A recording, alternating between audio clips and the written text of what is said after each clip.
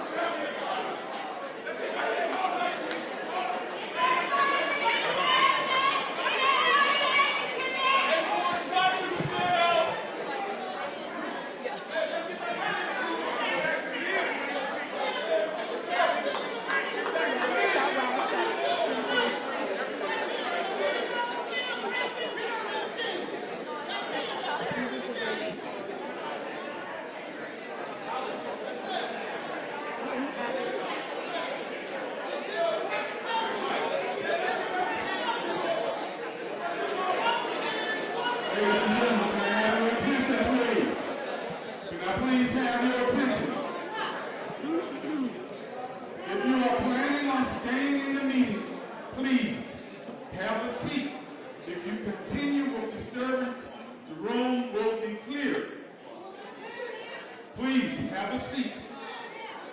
I'm begging of you to please have a seat. This is the last warning.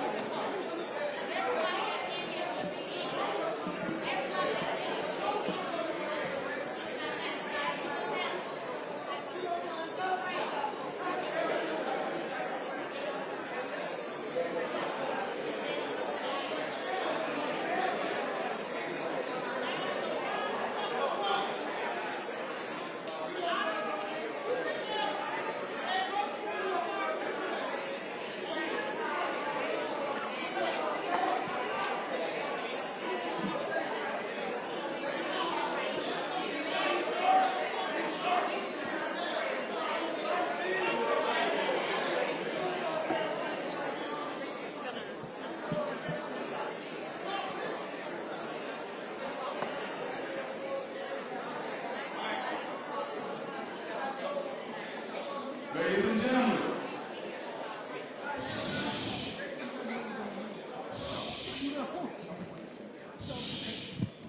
I'm asking you one last time, please, don't continue to disturb this meeting.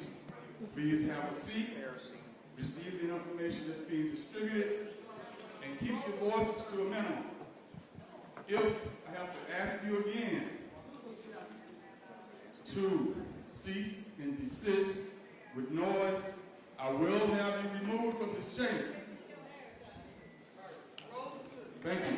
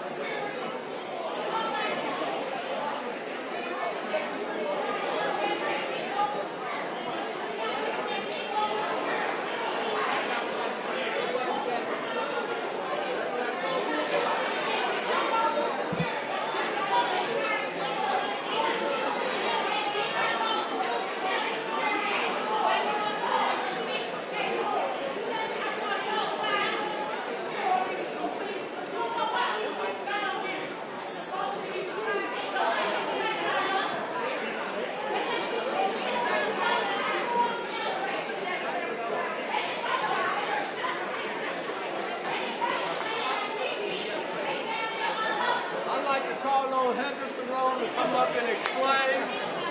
We need Heather Cerrone to come up and explain what a sanctuary city really means. You second that motion? People don't even understand. Heather she did a good explanation of it. I mean, excellent. Excellent.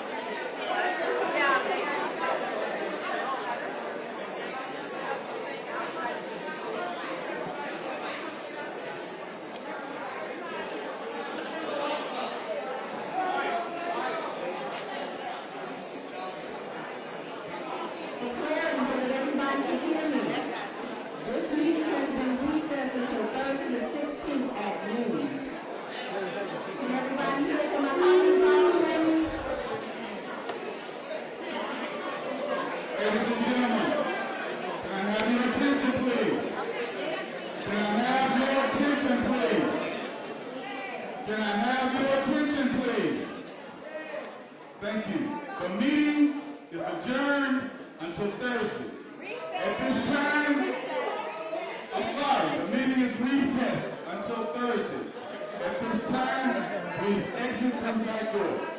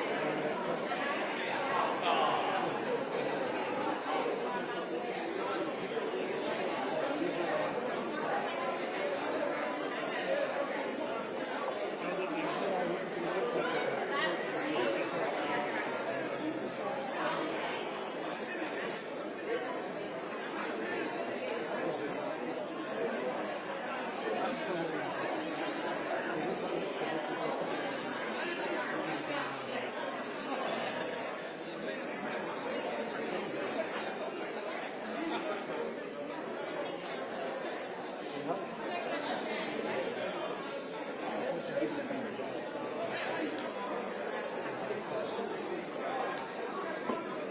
hope brother Jason out there do what's right. You see? Let's pray for Jason.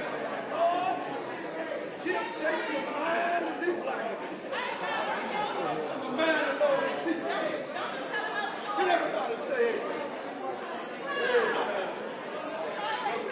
Brothers people.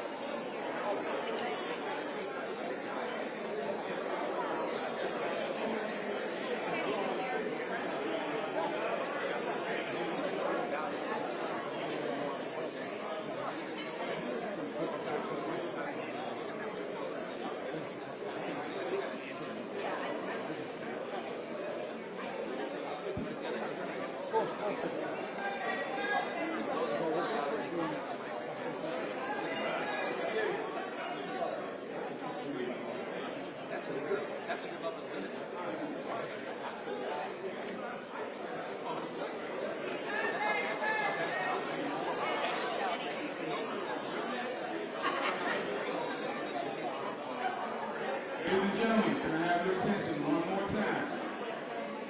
If you are here for public comment for the city council, please move to the third floor. All others, please move to the third floor.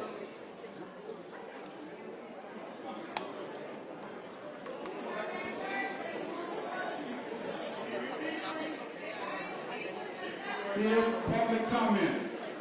If you signed up for public comment, please go to the third floor.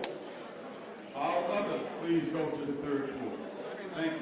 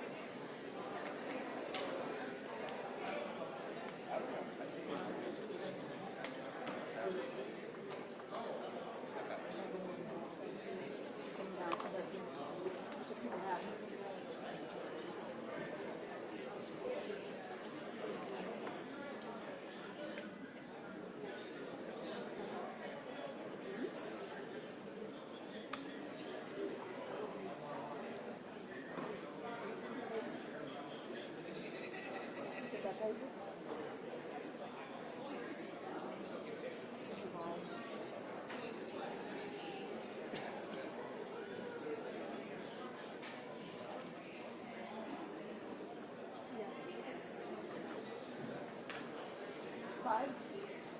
Do you? It's hard.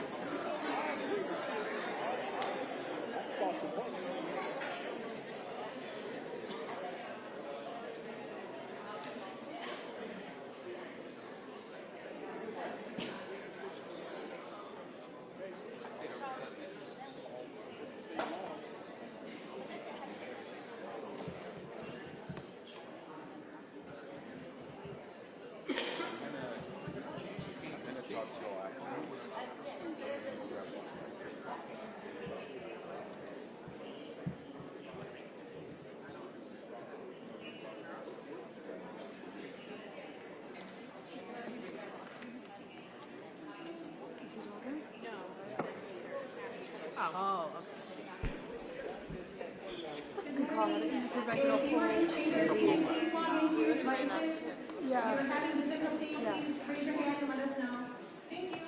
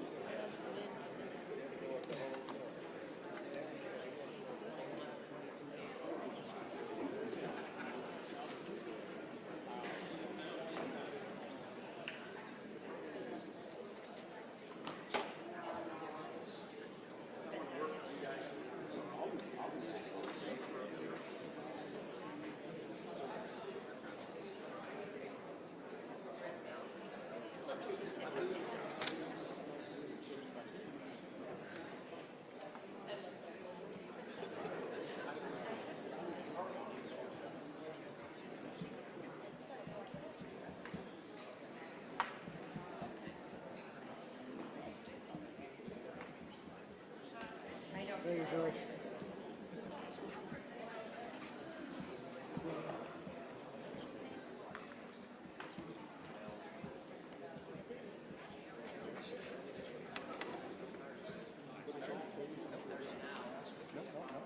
You got one? Heather, you got one? You got one? Yeah. That's right now. Nope. Nope. I think that is the one that Michelle Harris grabbed.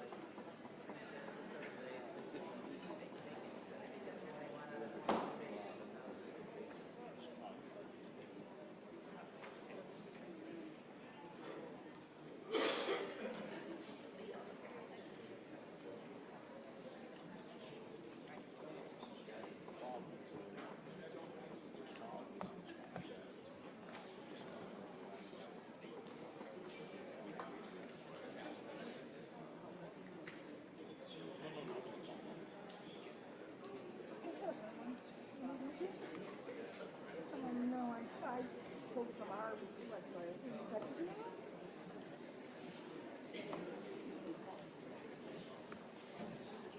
That's what I use. This is not their seats, but they're in order. Oh, I don't have a seat chart.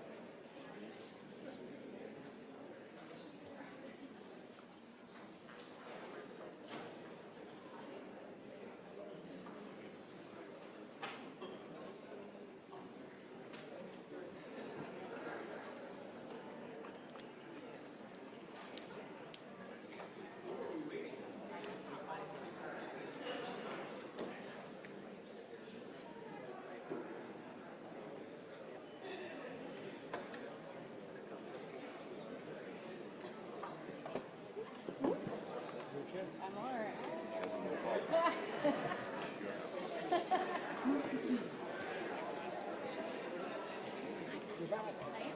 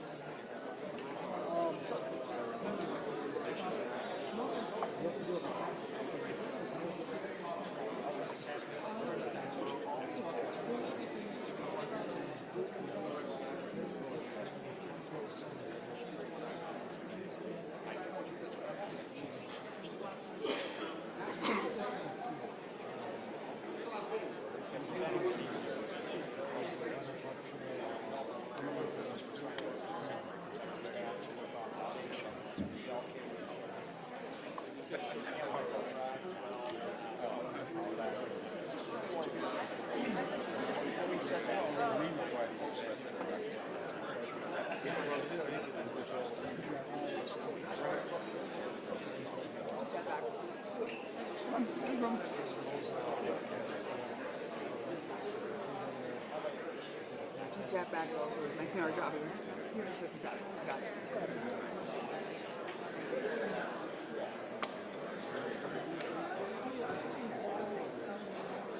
What? Room. Yeah.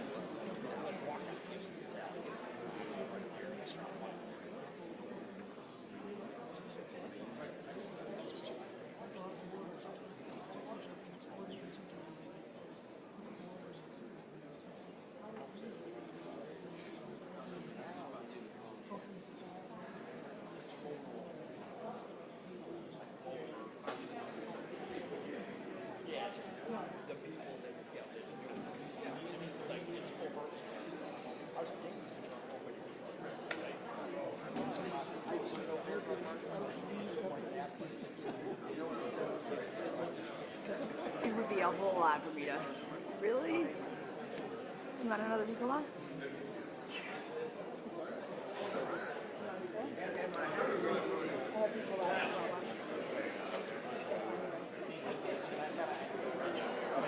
Mitch! I'm just gonna text you one more time.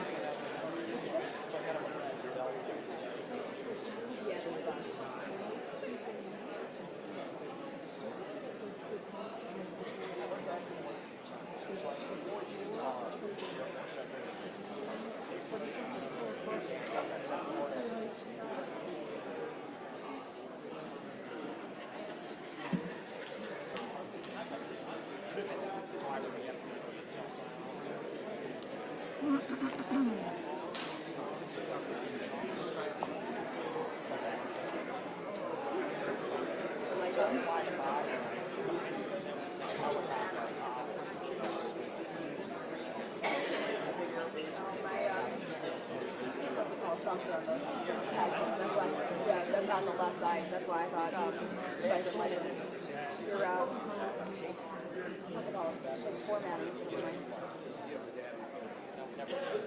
Yeah. Same. Mine's on the left, so that's, we didn't throw about trying to fix it, right? Have you ever tried to fix this later?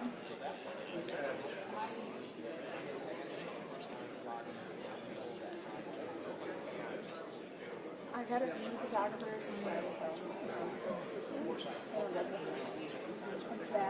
I don't want too slow. I have quiet. Things like left trying to fix it. No. Ready? I'm saying. Hi, Tom.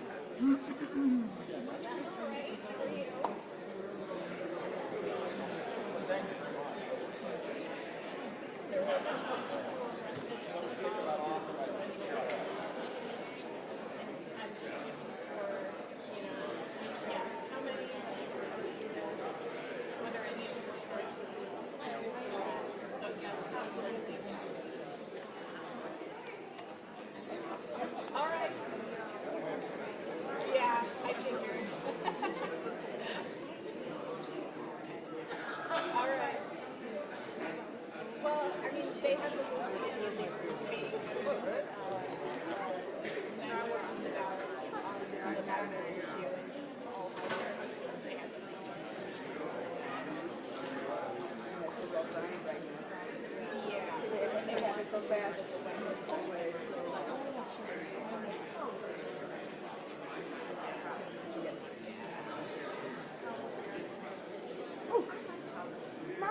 thank you. Did you get the before? No.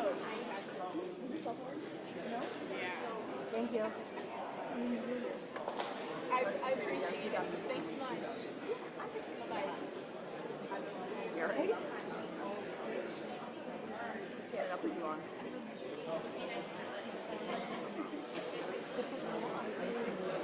Go. If you want to go straight at that, that's not that's room. I can text you if I know what.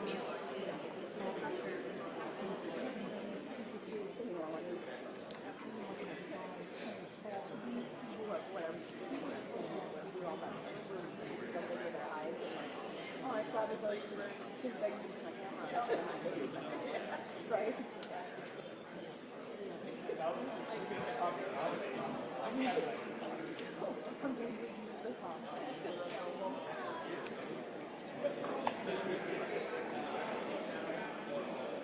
Brown.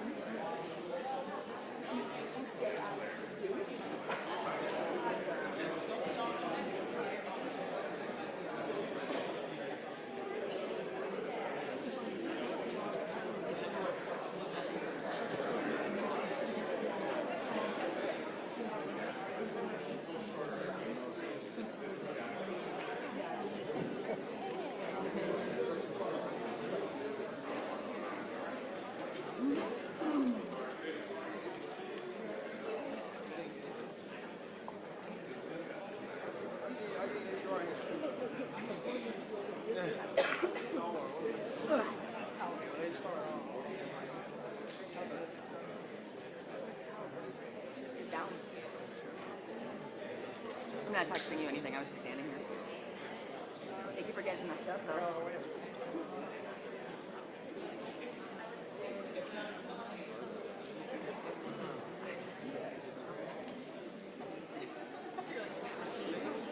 What's the tea? That's what my nieces say. I always say, what's the tea? Got it.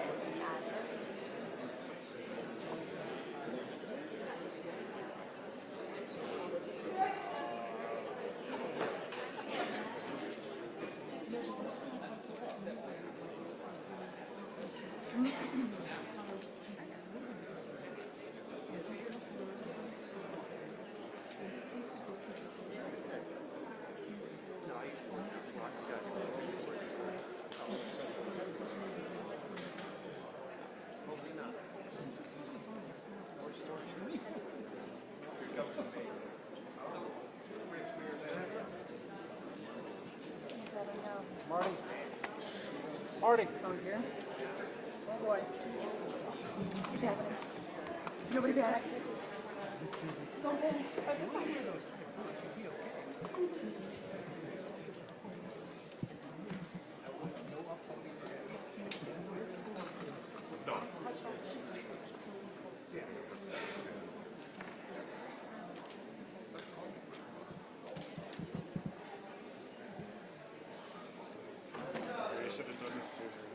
Council will come to order. Madam Clerk, please take a quorum roll call.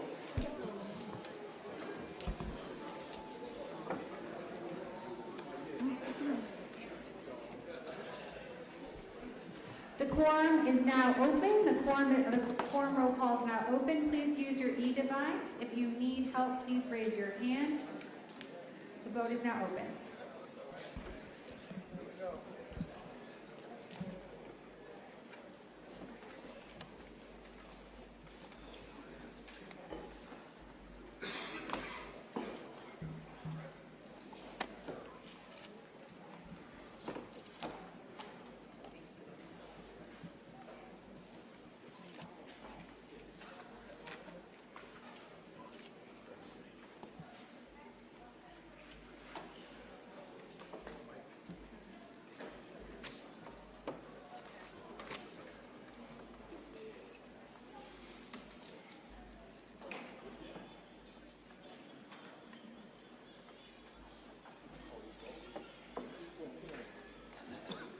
Present.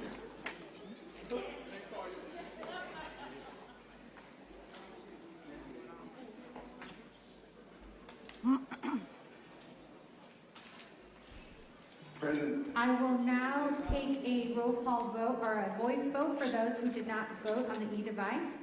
Alderwoman Pat Dow. Alderwoman Dow is present. Alderman Robinson, not present.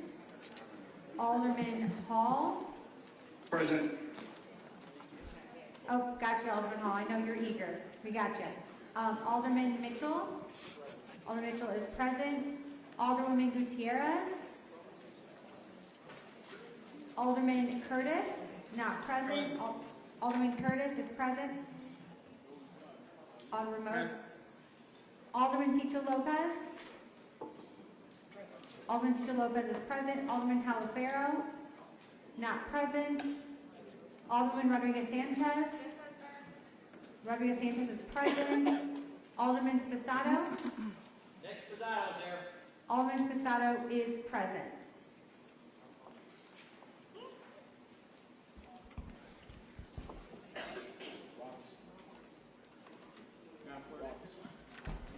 Alderman Robinson is present. I'm marking you. Anyone else that stepped into chambers?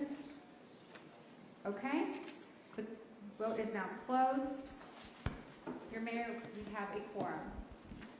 Thank you very much. There are 46 members that are present here, so we do have a quorum. There are 3 alders that wish to participate remotely. Alders Talaferro, Hall, and Curtis have requested to participate in today's meeting remotely for reasons stated in Rule 59. Can I get a motion to approve the remote participation and have them added? So quorum, the chair recognizes Alder Rodriguez. It's been moved to allow these 3 alders to participate remotely. All those in favor of the motion signify by saying aye.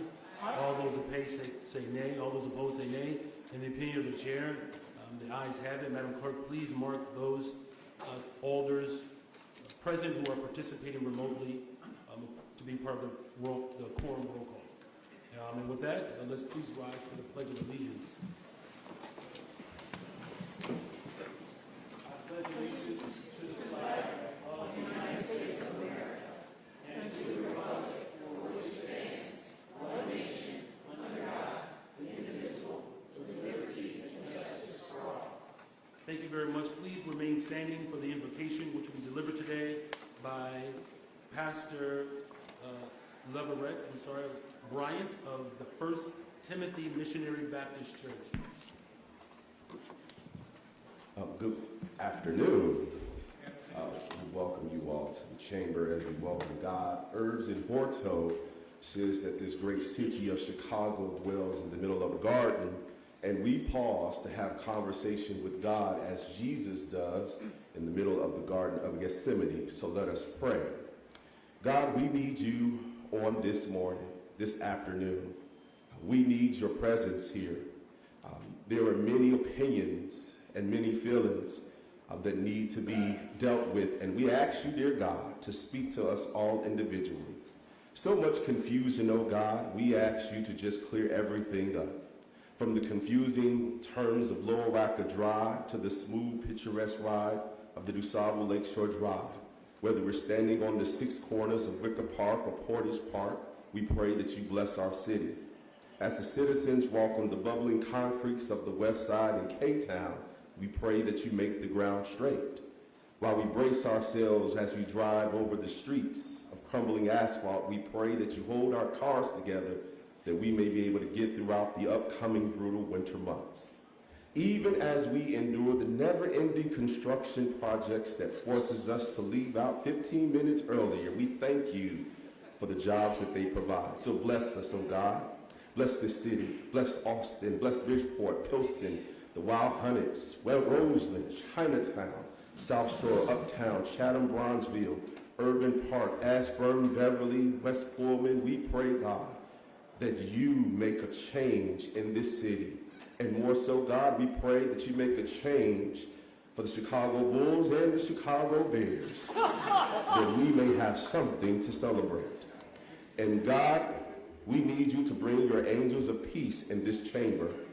Instruct these leaders that have been elected for our communities to be examples of dignity, morals, and ethics. Reveal the best plan that works for the migrants and the homeless community. Reveal a policy that funds the schools, and the police department. Reveal a roadmap that leads this city to be the best version of itself. As the world watches, let it declare that this great city of Chicago, we got it right because we heard from you. Let the world declare that we got it right because we invoked your presence in the decision making.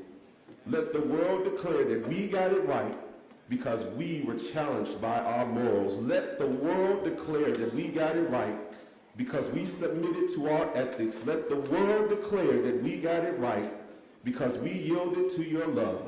So cover our mayor and his family, grant him wisdom in the face of confusion, clarity in the face of distractions, and we submit this prayer in the matchless name of your son, Jesus the Christ, with thanksgiving. Amen. Amen. You may be seated.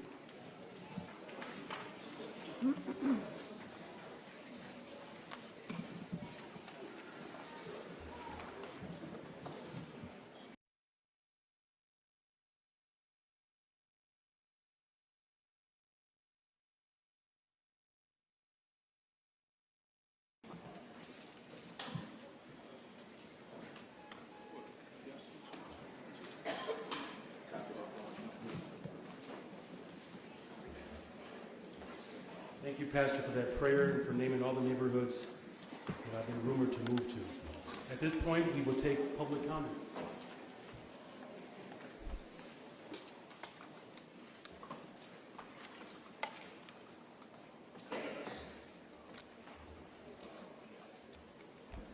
The council will now begin the public comment period, which is limited to a maximum of 30 minutes. Each speaker is limited to 3 minutes. Speakers cannot yield or transfer their time to another speaker.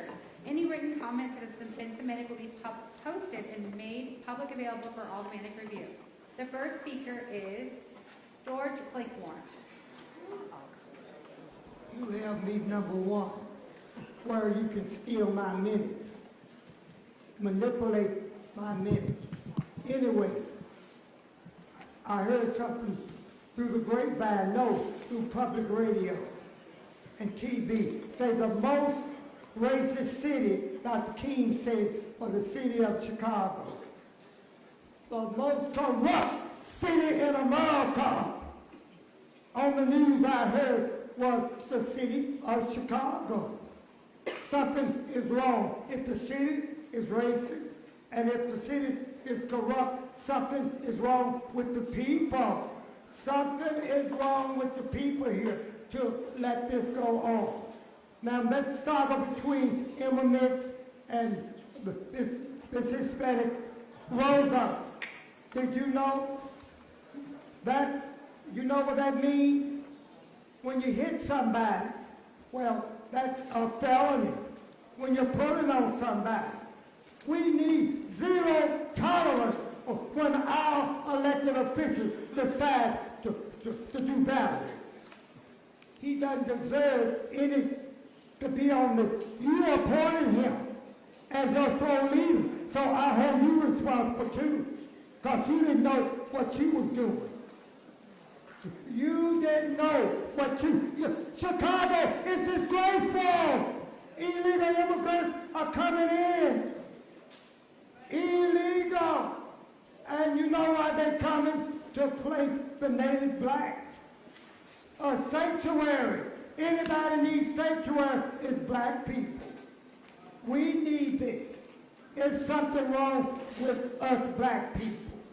Get rid of all of these black aldermen. We got black faces in high places, but they don't represent black people. On the plantation, you know what the white man made? He didn't make a strong black man. And some of you all still have a plantation mentality.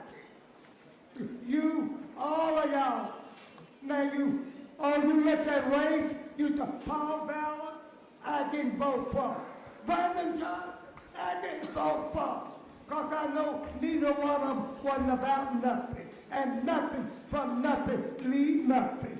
The most racist city, Dr. King said, and on the news they say the most corrupt city of all the cities is the city of Chicago. Is that my kind of town? No.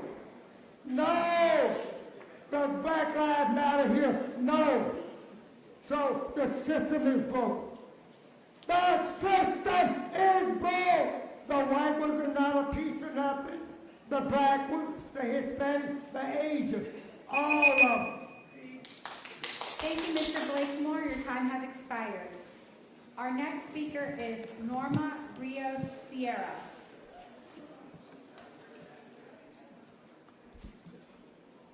Norma Rios Sierra. Not present, not present. Not present? Okay. Isabel Dobble.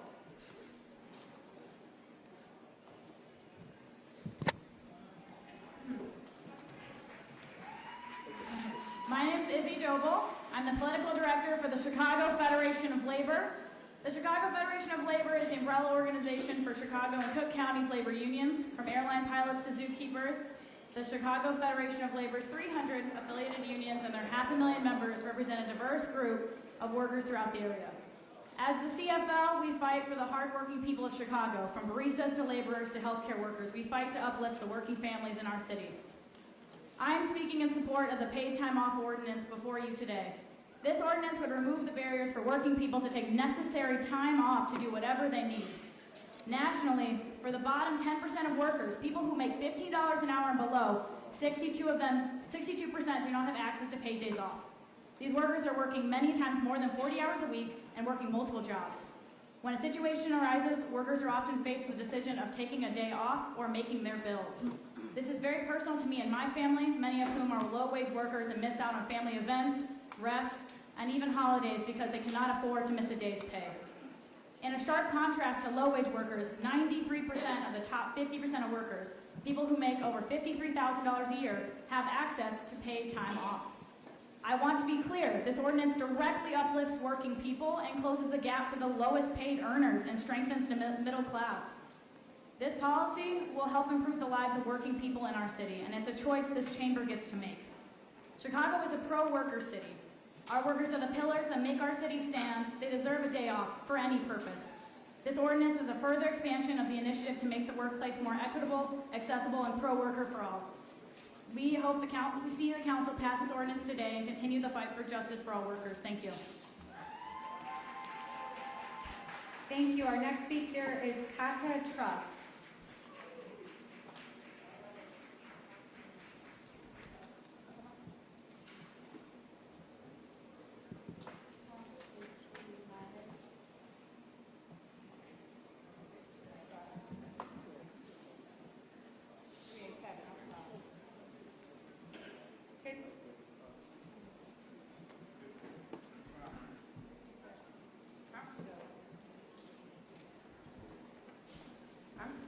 I'm good. I'm good.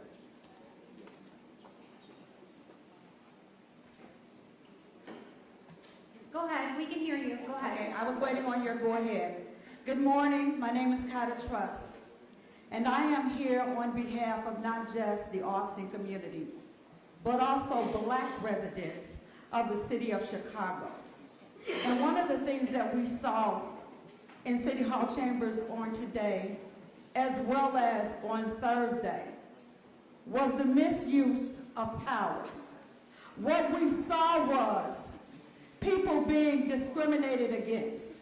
We saw people being disenfranchised for the right to vote on something that they felt we needed to have a referendum on. So I stand here today saying that there is a division in this city, and it is being caused by our elected officials for not standing up for the Black citizens of this city. I've seen people walking around with shirts on that says, "Bring Chicago home." And that's really about people who are not from here. But what about the people who are at home here in Chicago? Our mayor went to fight for billions of dollars for migrants.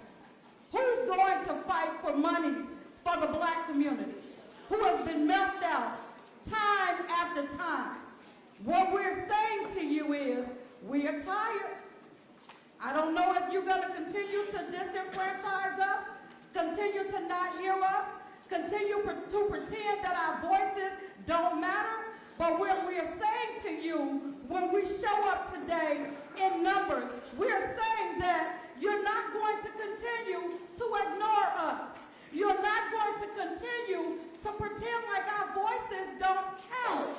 We are here today to tell you that not only do we count, we're not only here to say it, but we're here to show it.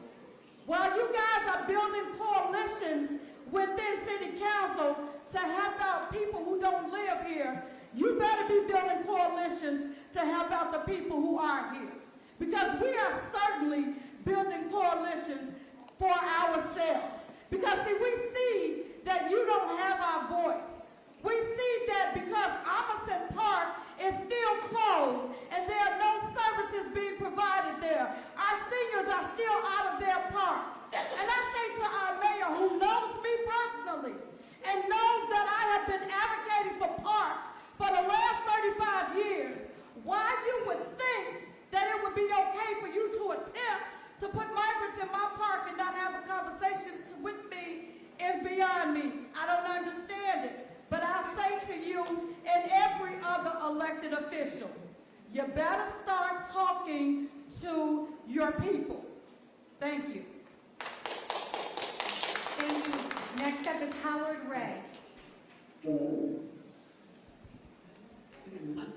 Hello, my name is Howard Ray. I'm from the west side of Chicago. I don't live too far from the mayor currently. How you doing, Mayor?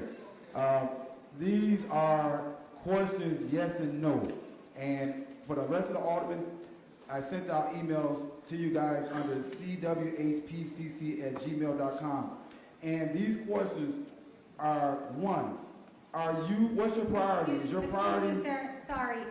This is just public comment. It's only for comments, no questions at this time, just public comment. Well, I can ask a question though, but so the question is, what is your priority? Is your priority to house the migrant?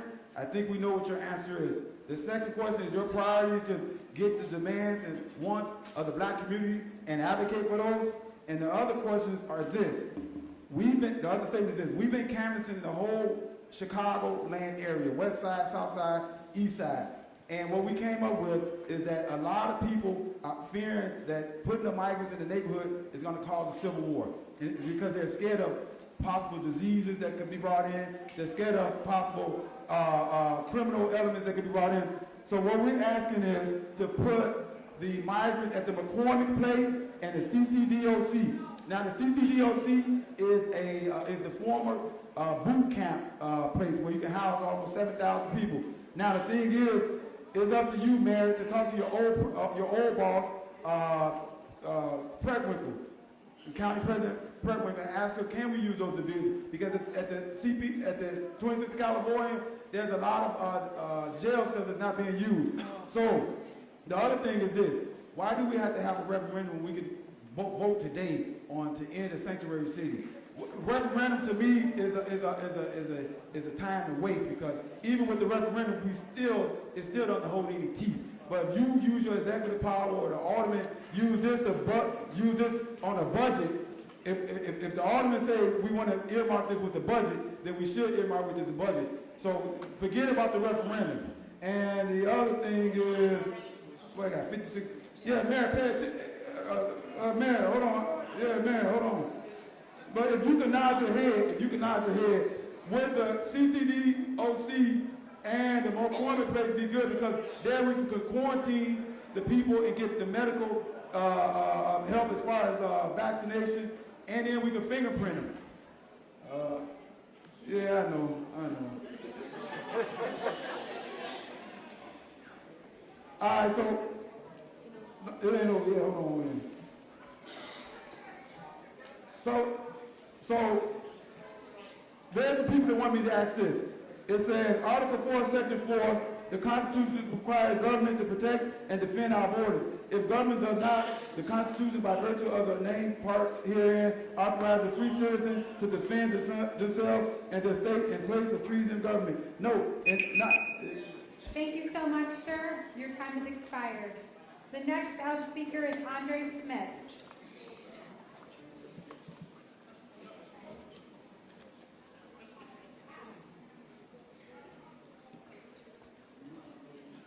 How you doing? My name is Andre Smith.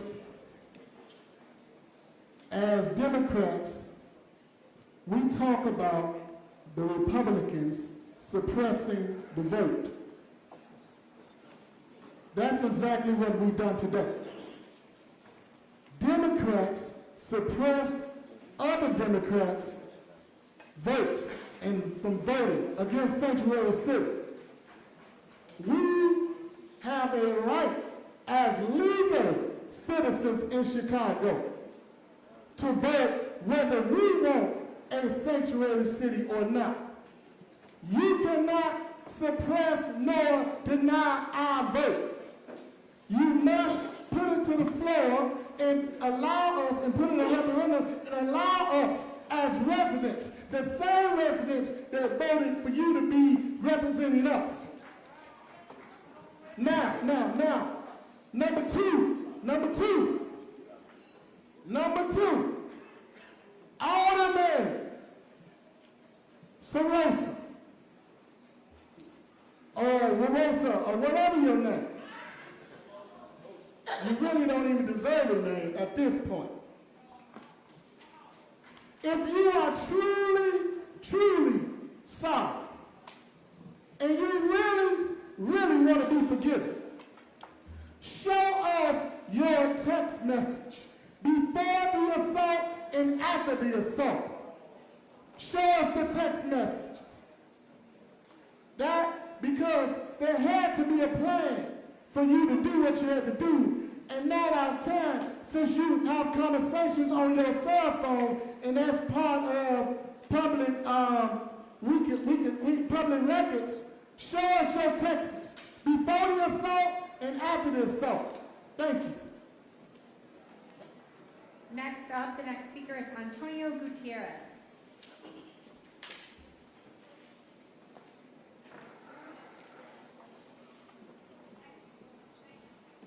Antonio Gutierrez. Antonio Gutierrez is not present. Next speaker is Rashad Priyak.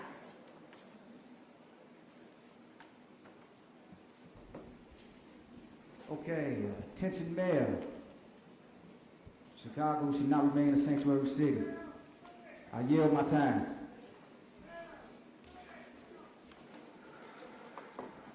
Okay, next speaker is Mama Evangel Yabanubin.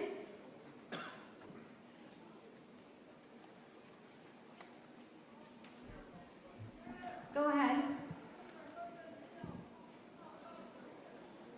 Evangel.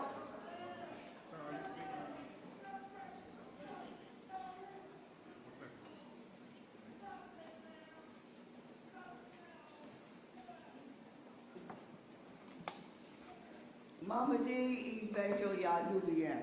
Hallelujah greetings.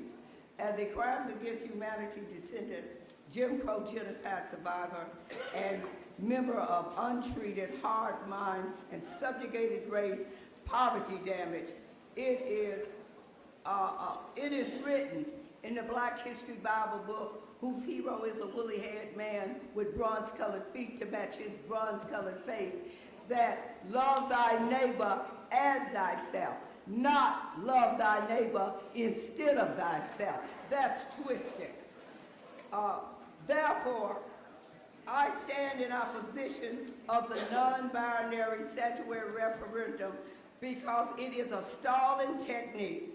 Waiting until March will allow 150,000 more sanctuary asylum seekers to join the millions of sanctuary settlers that are already here committing the perfect crime, buying homes from American citizens and voting by mail using their name, committing the perfect crime of identity theft. Mayor Washington started the sanctuary status welcoming. Mayor Brandon can stop it with an executive order. If City Council started it, City Council can vote to stop it. Therefore, my question, they can stop it, and they should stop it and keep Chicago from being ruined like New York because of this sanctuary targeting. The only thing that should be done at referendum should be a referendum for the people to recall any elected official that is not impeachable because we elected them, and if they're not representing us, we should be able to fire them. They are in violation of the 14th Amendment. You have the power to stop the sanctuary targeting. Why don't you use it? Thank you. We have one virtual speaker today, Brad T.I. Brad, press *6 to unmute, please. Good afternoon. My name is Brad T., Vice President of Government Relations and Strategy with the Chicagoland Chamber of Commerce. We urge you to oppose the paid leave ordinance before you. Let us get back to the negotiating table and support a balanced paid leave policy that is fair for both workers and businesses. I've said it before and I'll say it again, the business community truly understands that there is a need for balance when it comes to paid leave policies. It's why the Chamber and other business groups came to the table on the new state law, and it's why we've been committed to reaching a compromise throughout these negotiations that is fair for both Chicago workers and businesses. But there is no need to rush this and get it wrong. Every part of the business and labor negotiations over the last 4 weeks, and nearly every provision contained in the ordinance before you, meets or exceeds the new state paid leave requirement and could be enacted after January 1, 2024. Again, there is no need to rush this. Yet, even amidst growing calls to delay the effective date of the new state law, as the Illinois Department of Labor has struggled to finalize new state rules, because paid leave policy is complicated, and it's not just about the number of days, proponents of the paid leave proposal are determined to force small businesses, the very backbones of your community, to comply with what will be the most expensive and complicated form of paid leave required in the country in just 8 weeks. It is a terribly drafted ordinance, and coupled with a full private right of action, businesses, particularly those without large HR departments, will face lawsuits for innocent mistakes, effective January 1, 2024. The supposed lawsuit delay is all smoke and mirrors, and we urge you to carefully read the language. I also don't know if you caught the committee hearing on the ordinance, but the city officials cannot even answer the most basic of questions related to the policy and implementation. As written, the proposal before you exposes businesses of all sizes, for-profit, non-profit, faith-based organizations, safety net hospitals, and so many other critical anchors of our communities to costly lawsuits for minor infractions, and it does not include reasonable administrative and cure processes to occur before a lawsuit is filed. It fails to adequately protect small neighborhood businesses by not providing for a full small business carve-out. It contains costly and administratively burdensome unused PTO payout provisions that are not required anywhere else in the country, including Illinois, New York City, and Los Angeles.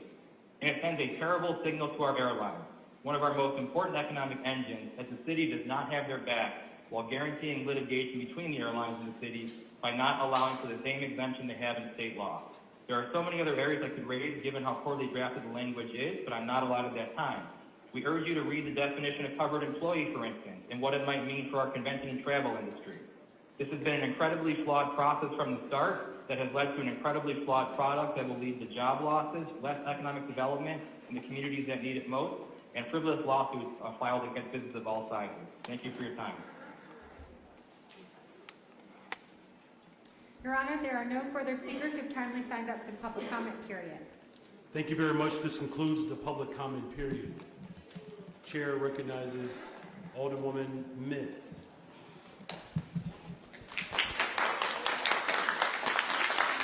Thank you, Mr. Chairman. I rise on a point of personal privilege. Thank you very much. Thank you. Please proceed. Thank you. Today, Mr. Mayor and City Council, I'm going to take a high road of committed public service and responding to the news of the 35th Ward Alderman resignation from the City Council leadership post. Thank goodness that this unfortunate, negative, highly uncomfortable an unwanted incident which was perpetuated against me by my fellow colleague, Alderman Roser, during the special city council meeting at City Hall on Thursday, November the 2nd, has come to a resolution. However, here are some facts that I want to share with you at this time. At 9:49 a.m., I was sent a text from my floor leader advising me to stay away from the council meeting, which went to my cell phone. However, I didn't see the message as I was driving in my car on the way to City Hall. My public service goals has always been to continue to be a servant and representative of my 37 ward constituents, and I resolute committed to attending the special city council meeting. Number one, my text message read, "Good morning, Emma. I want to let you know that today's special meeting will not have a quorum. So if you have things to do in your ward, focus on that instead of wasting time coming downtown." I'm like, wow, but I'm already here. So when we had the first roll call quorum as I came in, our floor leader, Rosa, came over to me and he says, "Do you know that the migrants get offended when they hear you all talking about them like that?" Hold on.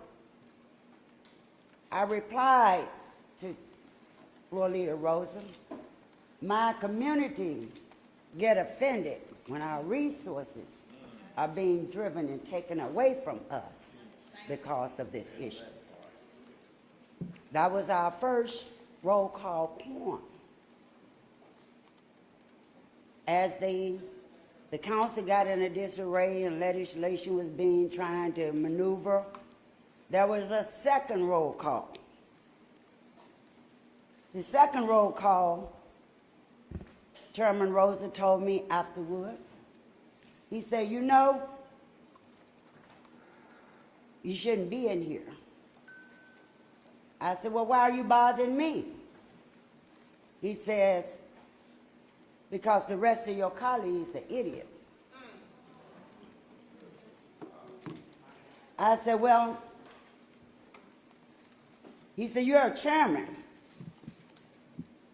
And I'm feeling as though, yes, I'm a chairman, but I'm also representing my community, which is why I'm here.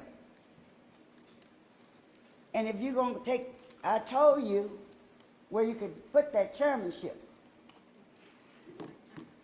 Because I'm here to represent my community. No one ever stands in the way of that in the 24 years I've serviced my constituents. I also referred to you, there were Chairman Irvin sitting there. He's a chairman.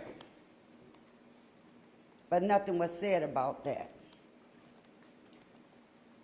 In between the chaos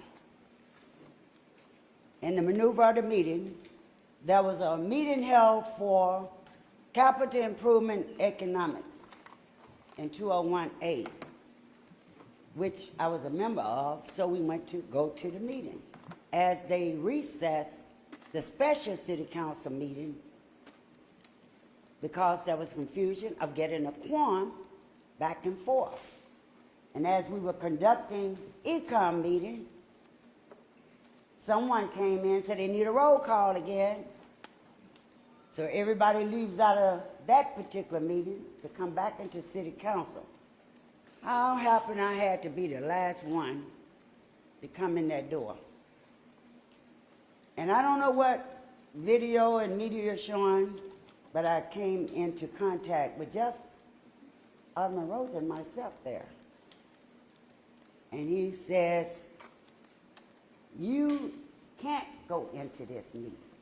Now, I don't know what manhandling and how people said it, but it was more of, you can't go into this meeting, where I was literally blocked at that door with, not manhandling, I don't call it, but more or less, you can't go into the meeting, facing me.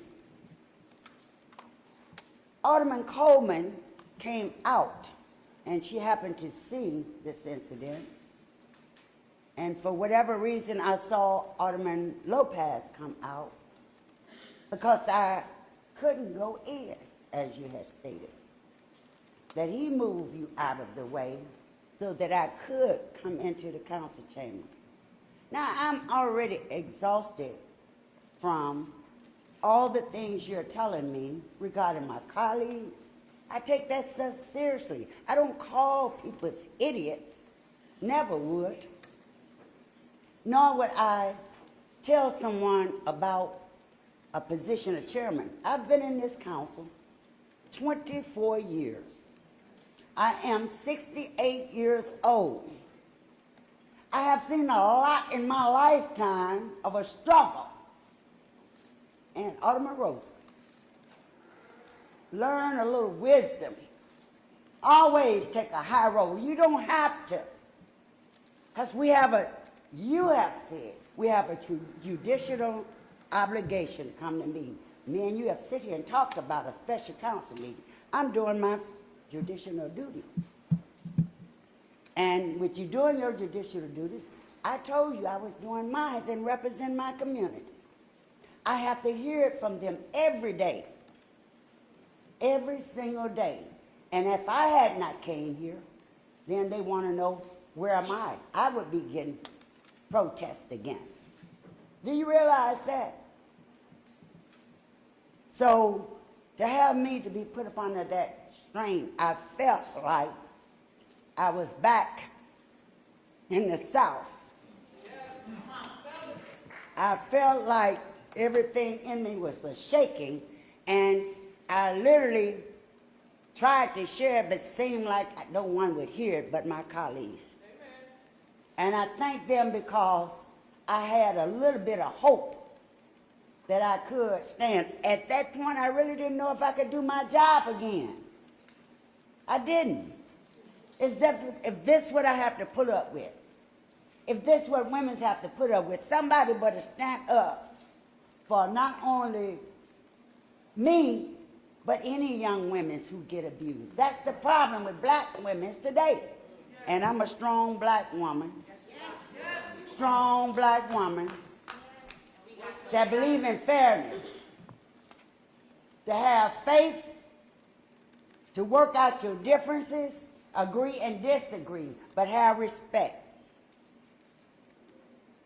And I could read this whole statement, but I'll pass it to the media and just let them see. I wanted to talk about the highlights and how I felt, because I took 2 or 3 days. Could have been an emotional and mental, but I prayed to the Lord to give me the strength that I could be able to come here and look at you and tell you exactly what happened. It was unbecoming of anyone who's elected to represent people. Because if it happens to me, then who else can it happen to? Or who else have already? And they didn't have a voice. So I'm speaking that voice for everyone. That you shouldn't be talked to, dismissed, or deminimized. No form way. Never let your position take over you. You make the position don't make you. Never. We have titles. No one respects us until we work our titles. And that's what this is all about, putting in the work, developing relationships with our colleagues so that we can understand. Not a text. We have to develop these relationships. We are an example for this entire, not only the city, but for the country. And we should not be taking time, taxpayer dollars, dealing with this right now. We should be about the business of this city. But however, we're here. There's some dark days ahead, as Dr. Martin Luther King said. And we're going down some dark days. And it's not something that I wanted. It's something that I have a vision, and I saw it coming. I saw this coming. But until we get some law and order in here now and start respecting each other, then we'll be having even more darker days ahead. So, Mr. President, having said that, I appreciate you allowing me to be able to speak this morning, because there was a time I could speak. So I really felt what women go through, in particular these women of color that don't have a voice. I am that voice for them today. Every woman should be respected. No one should overexert their power or their authority on them because they can. It's unacceptable. And I pray that this council, that we can come together. And thank you. You did apologize this morning to me. First time we talked. And I will tell you this. Action always speaks louder than words. Apology is good, but you gotta have some action behind it. And I'm looking for the action moving forward. That no retaliation, no one has a right to retaliate because one speaks their mind, no one. And I'm certainly here as one. And I'm willing to work along with you because we have to represent all the people in Chicago. I don't want a divisive city. It's enough going on now. But we are leaders, and we have an obligation. Our community have elected us to represent, and we have to demonstrate that far above board. So let me say thank you, Mr. President, and thank you for taking my time to allow me to speak. Thank you. Oh.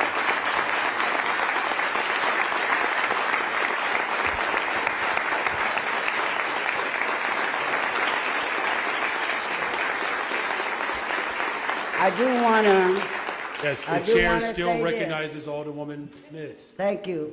I did forget. You see, my colleagues, I had so much love from everyone, I could not even begin to take the calls. From every sector of the city, from the minister to the federation, to public servant, to the state, from the governor's office, every religious leaders, all across the city, organization, just everyone rallying their support.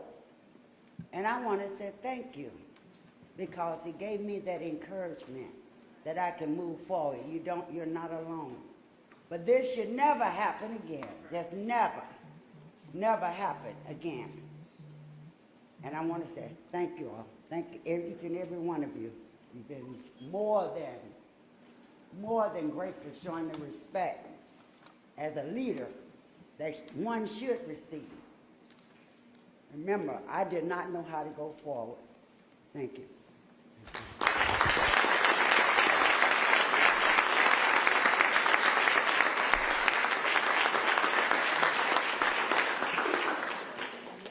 Thank you. The chair recognizes Alderman Rosso. Mr. President, I rise to apologize to my colleague, Alderwoman Emma Mitz, to all of my colleagues, to this council, for my actions last week, Thursday. Thursday's special meeting was chaotic, tensions were high. I dramatically overreacted to the intensity of what was happening in that meeting. And there's no excuse for that. I sincerely apologize to you, my colleague, Alderwoman Emma Mitz. for the disrespectful interaction that we had outside of council chambers, and for my overzealous attempts throughout the day to try and convince you not to be part of the forum. I should have never done that to you. I should have never put you in that position. I also apologize to Alderwoman Nicole Lee, Alderman Felix Cardona, Alderman Chris Taliaferro, Alderman Desmond Yancey, for my disrespectful words and actions. I'm deeply sorry. I apologize to the entire City Council for my actions last week Thursday. And I apologize to our mayor for letting you down in my leadership roles. I'm sorry, Mr. Mayor. Please, thank you very much. I feel awful about everything that happened and the role that I played in everything that occurred last week.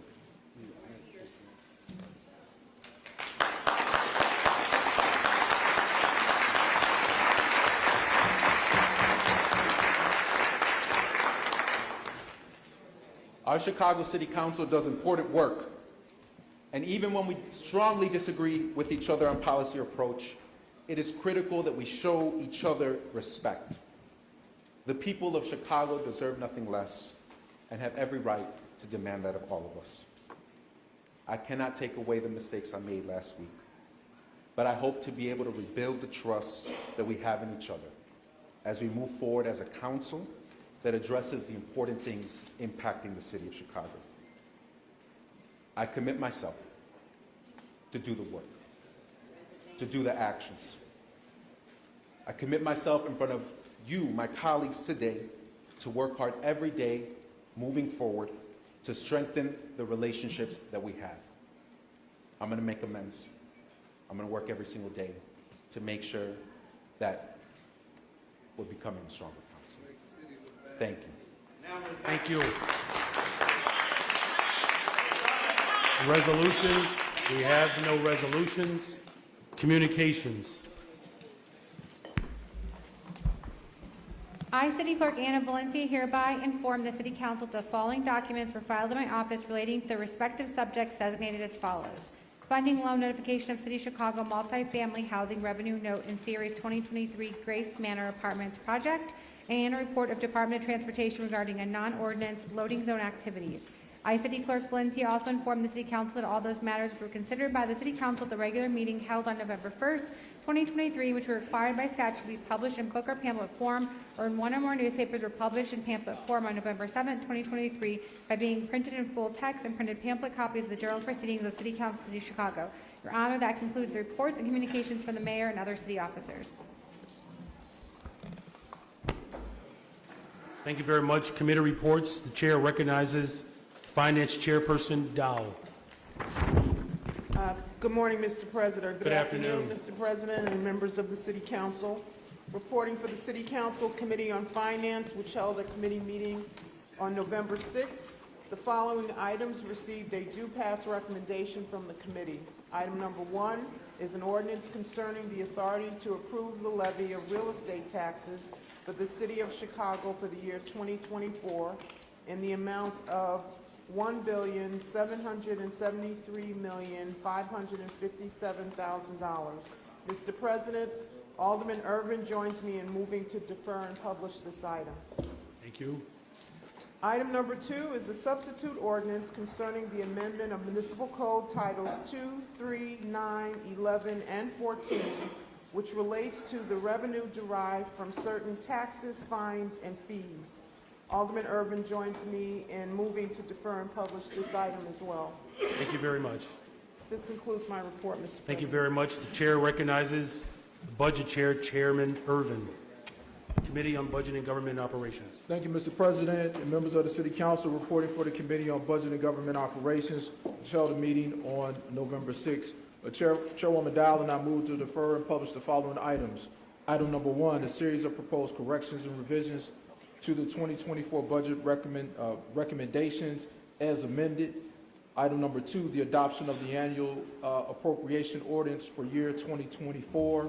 Item number 3, amendment of regulations governing administration and classification plan and employee benefits for classified positions set forth in the annual appropriation ordinance regarding salary schedules, automobile allowances, holidays, vacation, and sick leave. Item number 4, an expenditure of portion of motor fuel tax funds allocated to the City of Chicago for year 2024. Item number 5, expenditure of portion of motor fuel tax funds allocated to the City of Chicago for year 2024 for CTA. Item number 6, amendment to the Municipal Code Titles 2, 3, 4, 6, 7, 9, and 10, the 2024 Municipal Code Corrections Ordinance.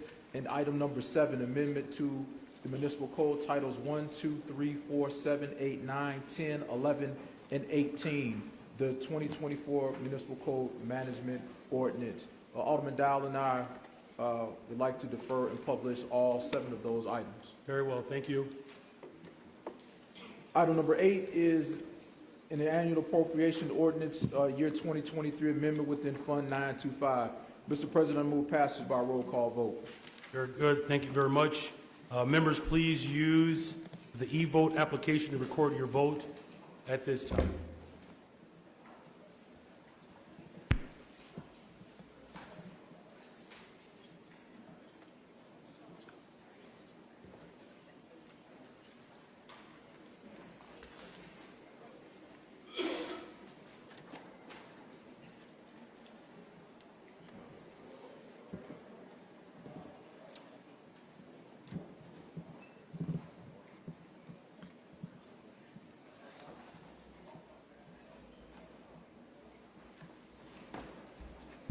The voting is now open. The voting is now open. Please hit refresh and submit your vote. The voting is open.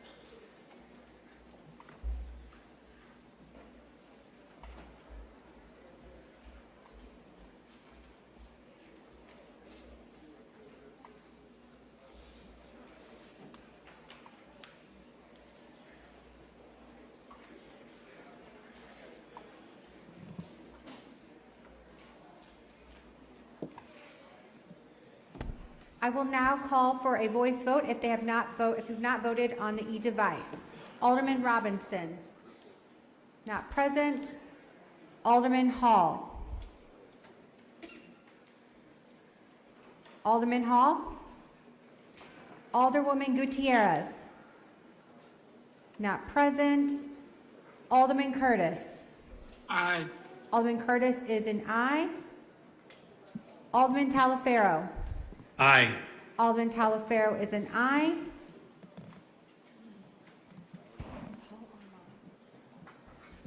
Alderman Hall, just going to one more time.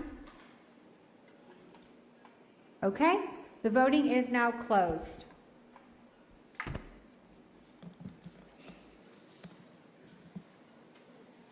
Thank you very much. There are 47 yeas, 0 nays. This matter has passed.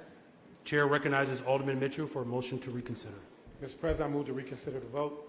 All those in favor signify by saying aye. All those opposed say no. This motion fails. Chair recognizes Alderwoman Gutierrez. I would like to report it as a yes vote. Madam Clerk, would you please add Alderwoman Gutierrez as a yes vote, as an aye vote for the last item? Yes, we'll add her to the record. Thank you very much. The Chair recognizes Chairman Irvin. Thank you, Mr. President. Item number 9 is a transfer of funds within the Committee on Ethics and Government Oversight for year 2023. I move passage by the same roll call previously applied to item number 8 on the Budget Committee report and the associated unsuccessful motion to reconsider. Hearing no objections, seeing no hands, so ordered. Item number 10 is a transfer of funds within the Committee on Committees and Rules for year 2023 I move passage by the same roll call vote previously applied to item number 8 on the Budget Committee report and the associated unsuccessful motion to reconsider. Hearing no objections, seeing no hands, so ordered. Mr. President, that concludes my report. Thank you very much. For committee on committees and, oh, that's right. Thank you. For Committee on Environmental Protection and Energy. So the chair recognizes Alderwoman Hatton. Mr. President and members of the City Council, reporting for your Committee on Environmental Protection and Energy, which held a committee meeting on November 6, 2023. The committee had 3 reports and recommends passage of the following items. Item 1 is Ordinance 2023-0004939, an amendment of Municipal Code 11-4 regarding radiation monitoring to remove the Carnotite moratorium area. I move passage of this item by the first favorable roll call of the Committee on Budget and associated unsuccessful motion to reconsider. Hearing no objections, seeing no hands, so ordered. Item 2 is substitute ordinance SO 2023-0001243, amendment of Municipal Code Titles 2, 8, and 11 regarding administration of private hauling complaints. I move passage of this item by the first favorable roll call of the Committee on Budget and associated unsuccessful motion to reconsider. Hearing no objections, seeing no hands, so ordered. Item 3 is RO 2023-0004566, calling for hearings on proposed rate hikes by Peoples Gas Company. I move passage of this item by the first favorable roll call vote of the Committee on Budget and associated unsuccessful motion to reconsider. Hearing no objections, seeing no hands, so ordered. Mr. President, that concludes my report. You know, Chairwoman, could you just clarify that last item number? Just want to make sure that that is read into the record. Item number 3. We've got R 2023-0004577. My apologies. Get that corrected. Thank you very much. Committee on Workforce Development, the chair recognizes Chairman Rodriguez. Mr. President and members of the City Council, reporting for the Committee on Workforce Development, which held a meeting on Monday, October 30th, 2023, and reconvened on November 2nd. There was one item on the agenda, Chicago paid leave and paid sick and safe leave ordinance. At the meeting, a substitute ordinance was adopted, SO 2023-0002980. The substitute ordinance was passed out of committee by a vote of 13-2 of the members present. I hereby move for a roll call vote on the Chicago paid leave and paid sick ordinance. Thank you. Thank you very much. The chair recognizes Alderman Riley. Thank you, Mr. President. Alderman Hopkins. Just a second. I want to make sure your mic is on. Thank you, Chairman. Alderman Hopkins, Beal, and I move to defer and publish this item. Thank you. Chair recognizes Chairman Rodriguez. Very well. This concludes the report of the Committee on Workforce Development. All right, very good. Thank you very much. I believe that was the last committee report. Thank you. Agreed upon calendar. Matters on the agreed upon calendar, the chair recognizes Alderwoman Harris. Thank you, Mr. President. I've received from Clerk Andrea M. Valencia a total of 8 items proposed of the agreed calendar, consisting of contributory, commemorative, and tributary resolutions from Clerk Valencia and from the following alderpersons: Alderperson Robinson, Alderperson O'Shea, Alderperson Talaferro, Alderperson Wackespack, Alderperson Villegas, Alderperson Vasquez, and Alderperson Silverstein. I move these in the omnibus, Mr. President. Thank you. The chair recognizes Alderman Villegas. Thank you, Mr. President. Resolution that just passed in the omnibus. Excuse me, I'd like to suspend the rules. The resolution that just passed in the omnibus. I believe we have to get a so moved on that. Oh, sorry about that. Yes. To suspend the rules, so moved. All right. Thank you, Mr. President. The resolution that just passed out of the Committee on Rules and the omnibus talks to the long history that Chicago has with Bulgaria.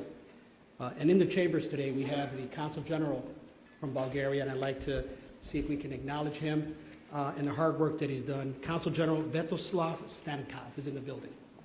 Is it okay from this body to have leave to recognize this gentleman? Is that okay, body? All right, leave has been granted. That's a very fine color tie there. Let's please give him a nice Chicago welcome.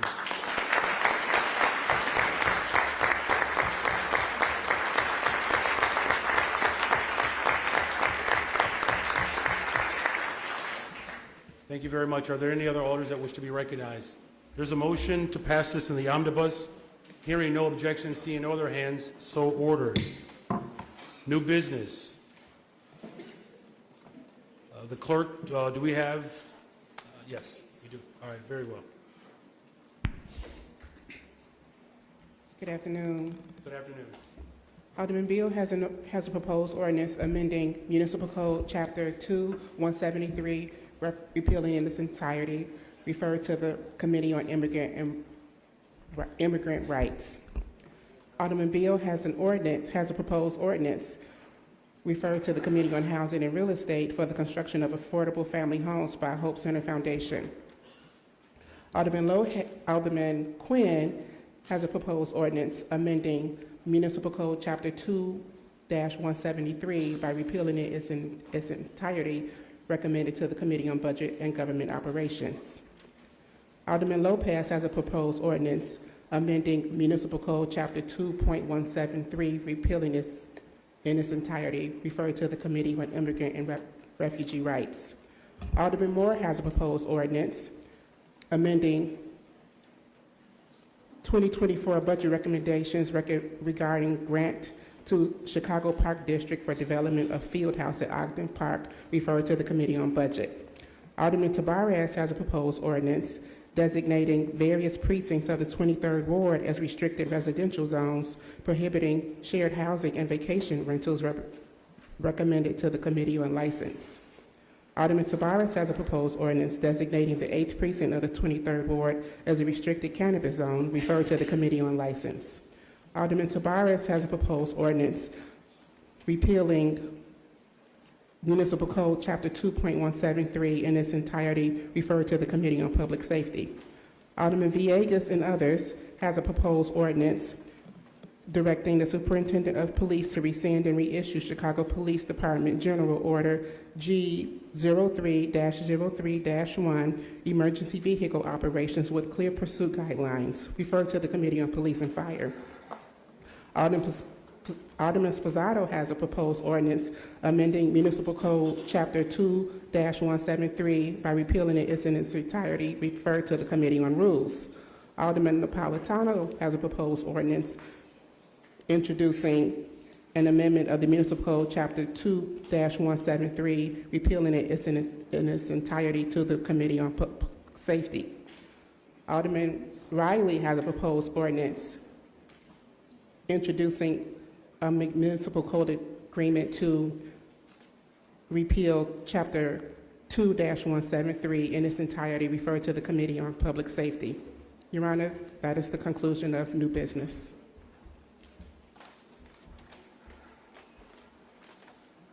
Thank you very much. For the approval of the journal, Alderman Mitchell, for the approval of the journal. Mr. President, I am not aware of any corrections to the journal from the November 1st, 2023 regular meeting, and move that it be approved. Hearing no objections, so ordered. And for unfinished business, Alderman Mitchell. I am aware of 3 items of unfinished business. The first item of unfinished business was filed by Alderman Hatton and calls for a vote on R2023-0004166, which was deferred and published on November 1st, 2023. Thank you, Alderman. Alderman Hall has his hand raised. The chair recognizes Alderman Hall. Mr. President, I ask to be added as a yes on the roll call vote of the 8th item in budget and the subsequent votes. Very good. For the first favorable item, please add Alderman Hall as an aye vote. Madam Clerk, thank you very much. The chair recognizes Alderwoman Hatton. Thank you, Mr. President, and thank you, colleagues. We are looking to take a vote on this item today. So many of you know we passed this through committee.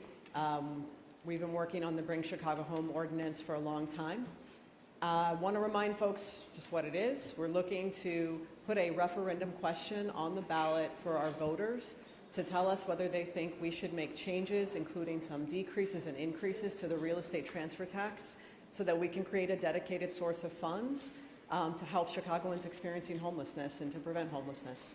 So, Mr. President, I move passage of this item unless others would like to speak on it. I see a hand. Very much. The chair recognizes Alderman Hopkins. No, stop. Did I get that right? Alderman Robinson, my apologies. That's embarrassing. Mr. President, I would like to be recorded as a yes on item 8 on the Budget Committee report. Thank you. Very much. Clerk, please add Alderman Robinson as a yes vote on the first favorable item. Now the chair recognizes Alderman Moore. Thank you, Mr. President. First of all, I want to thank my colleague Maria Haddon for her work on this. When she first brought it to me, it was I immediately signed on because I know that we have to help our homeless population. But as we got deeper into this, and this but does not go without me supporting this to put on the ballot, but there are some things we have to do as we come back to council on this, because it's just right now an opportunity for the people to hear. But although we made financial implications in this, and it was, as I exhausted this at the last committee meeting, we learned that we had to do something by state statute and put an amount in there, because I was asking why do we have to put money in there. So as I stand to support it, I am still like a little not happy about that we made a decrease in this, and we put that into the ordinance. The decrease by statute didn't have to go into the ordinance. If our focus is on getting money for the homeless, then we shouldn't have been decreasing anything. And as I talk to realtors, specifically the one from my community, wouldn't have made an impact, does not make much of an impact anyhow. And they are concerned more about this ordinance helping the homeless than them having that cut.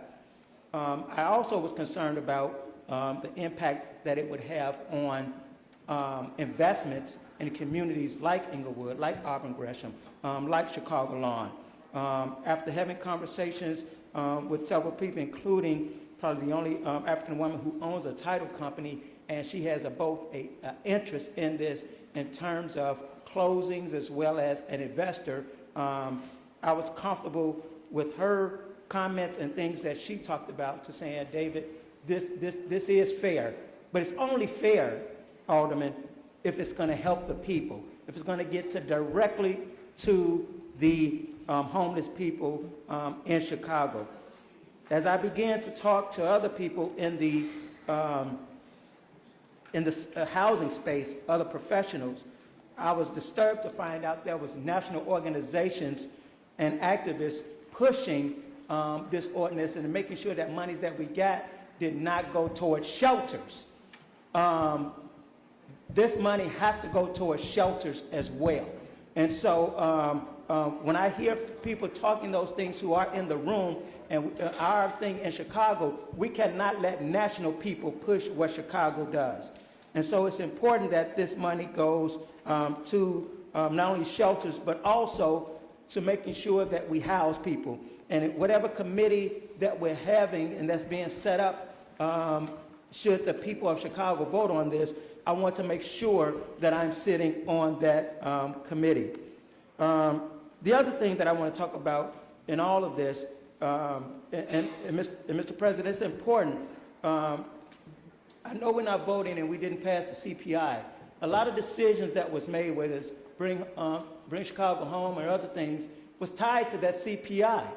And so the fact that we do not have the CPI in this budget is a problem, because it's going to create more problems, you all. And at the end of the day, when we're kicking the can down the road, other people are going to come back when we have to raise taxes by $500 and $600 million are going to be heard. The other part I'm not hearing is when we talk about that impacts this, is the downtown area. The previous administration had a plan to make sure that we revitalize the LaSalle corridor. When I'm hearing that may be impacted, when I'm hearing, and I believe in taking TIF dollars when it's necessary, but when there was a plan to revitalize that downtown area so we can have the money in downtown to help our homeless, to create investment, when I see that in jeopardy, I see that as a problem as well. And also the timing of this. Sometimes when you're in good times, I remember under the Emmanuel administration when this was brought up as well, we were in good times. Understand that a lot of our developers and downtown and even in our neighborhoods, properties are hurting. But we're going to leave this question to the people.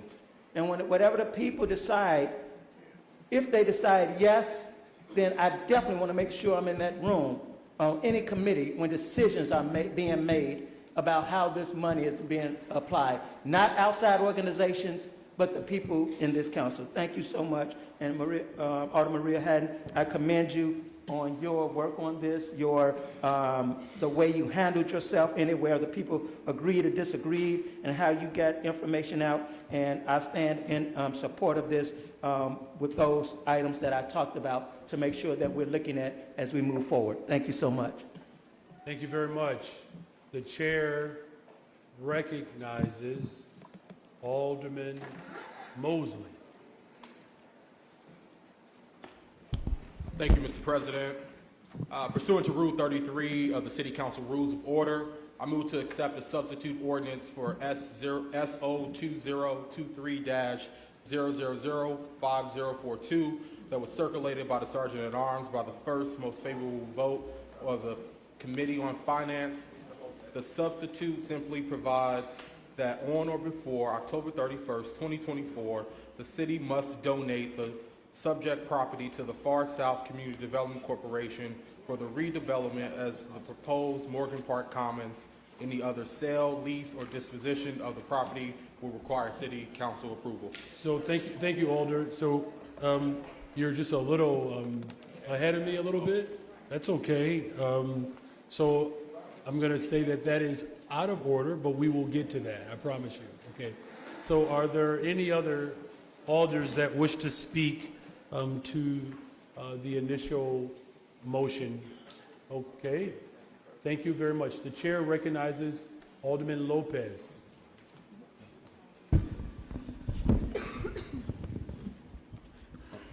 You all are in luck. I broke my microphone. All right. Good afternoon, Mr. President. Good afternoon, members of the City Council. Good afternoon. I don't think there's a person in this chamber who doesn't believe that we should be finding ways to address homelessness in the city of Chicago.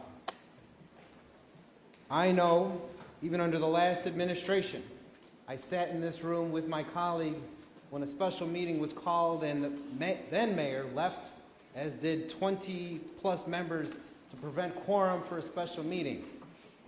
My, how nothing's changed. But I do know what also hasn't changed is the fact that we still have thousands of people who are homeless on the streets of Chicago.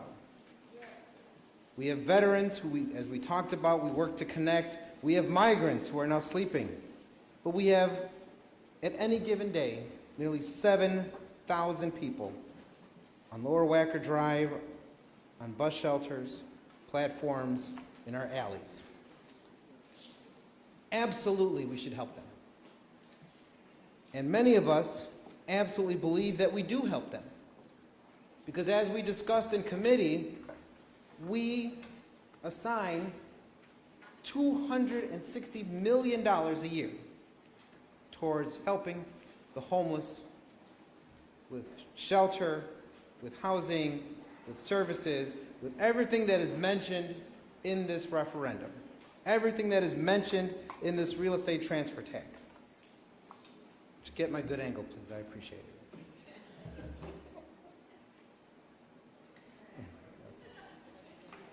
The problem is not, Mr. Mayor, that we don't have enough, it's that we don't spend it. We don't allocate it. We don't put it to use. And we don't focus on what's right in front of us. The fact of the matter is very simple, Mr. Mayor. We do allocate money. We do put our efforts, and we are asking now for $100 million more to add to the pile that we don't know how to already spend. That clearly we have failed at every turn to address perennial homelessness in the city of Chicago. The issue isn't the money, Mr. Mayor. The issue is the execution. Execution falls on the chief executive, which would be you. We have to show Chicago, before we ask for more, that we know how to use what we have. And we fail in that moment every single time, and have failed for years up to this point. The problem that I have, Mr. Mayor, is that we are asking for more, as I said, when we don't even know how to use what we have. It was said during committee that barely 15% of the money that we allocated has gone out the door, which means literally hundreds of millions of dollars are sitting in a bank, in a fund meant for the homeless, for all of the 2023 budget, which has never gone out the door. And yet we want more. And yet we say we need more. Yet we say we could do more if we had more. We can't even do with what we got. So before we start asking taxpayers again for more, we need to audit where we are with what we have.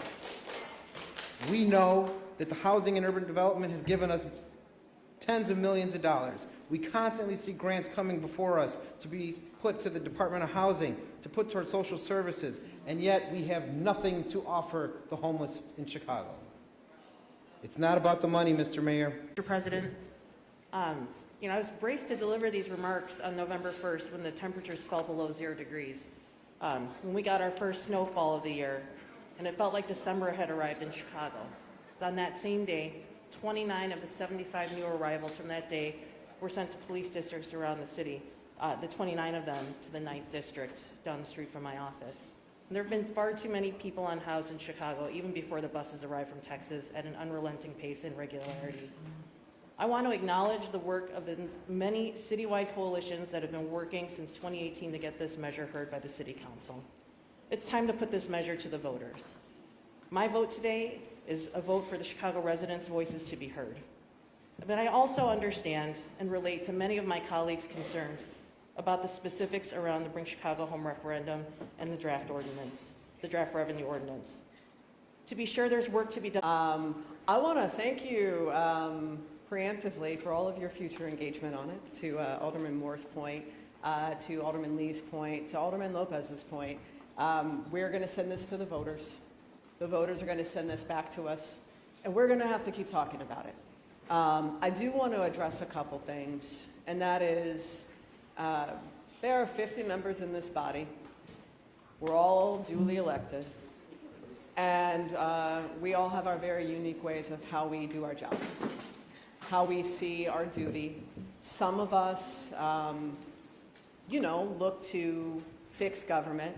Alderman Lopez, I always appreciate you as a colleague, because though we don't agree on almost anything, you do a lot of work, and I see in a lot of your efforts, I want to kind of hold government accountable and keep government accountable, and I appreciate that. I also believe in doing that, and I want to just assure people, though, that it's not true that we have a ton of money, $260 million, that we've got every year that we're holding in a bank account. I can tell you, and I feel like a good 25% of this body has been very active in actually making sure we're spending that money. We are, and our city workers, I feel like it's really a disservice, especially on a day like today. We've been making people work so hard. We've had staff accosted. We lost a staff member, passed away this weekend. We've got every department in this city working overtime to solve these city's issues, and to sit in this body and talk about how we're not doing anything is a slap in the face to every single city servant that is doing their job. So I take issue with that. I take issue with that. I think about all the people experiencing homelessness, that homeless outreach prevention team, Chandra Libby and her team, the people who've been out over the last several years in the 49th Ward and all over the city, engaging with people, connecting them to services, working overtime to get them permanent supportive housing. We housed over 84 people in 18 months just in the 49th Ward. If you don't want to be here, if you don't want to listen, and if you don't agree with us, that is perfectly fine, right? But we're not going to let lies be told on the floor of City Council. We're not going to mislead our public. Yeah, I'm tired. We're not going to mislead people. We have a plan for how we're going to use the money. You've had a bunch of civil servants working overtime for months to come up with a plan. The voters are going to tell us what they want, and then we're going to work even harder, and we're going to come up with a plan, and we're going to spend the money like we've been spending the money. I choose to spend my time in this body, and you all know we have been spending a lot of time in this body. I miss my ward. I miss my staff. I think we all feel that way. But we're here to do a job, and I know that at our core, we all care about that job. But let's make sure that we are not misleading the public. Stop misleading people. Stop telling them that if they do this thing or oppose this thing or support this thing, that it's going to solve the problem. I know it's easier to distract people with an action and sometimes just doing actions. I'm trying to hold my tongue. Sometimes just doing stuff and waving your hands around can feel good when you can't solve a problem, because it's harder to solve a problem. Every member of this coalition, every member of this body, and so many residents have worked hard on trying to solve a problem, and it's not perfect, and it won't be perfect, but it's going to be a much needed solution. So, Mr. President, I appreciate your administration's support. I move for passage of this item by the first favorable roll call for the Committee on Budget. Thank you very much. It's been, the motion has been moved for the passage of this item by the first favorable roll call, but there's been a call for a roll call. Madam Clerk, thank you for shepherding this process, and in just a moment, the e-vote will be available for you to cast your vote for this item.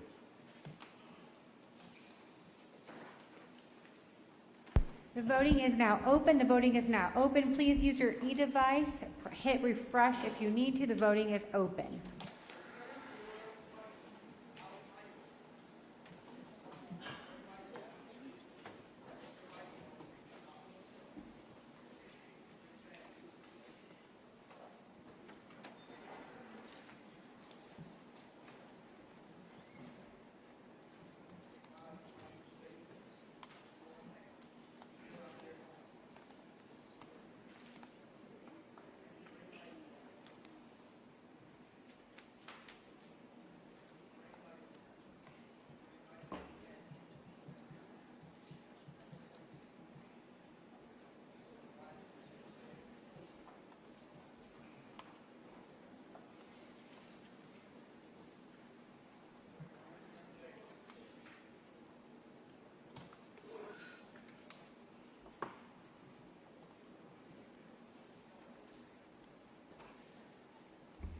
I will now call for a voice vote if you have not used the e-device. Alderman Curtis. Aye. Alderman Curtis is an aye. Alderwoman Taylor. Not present. Alderman Talaferro. Aye. Alderman Talaferro is a yes. All right, the voting is now closed.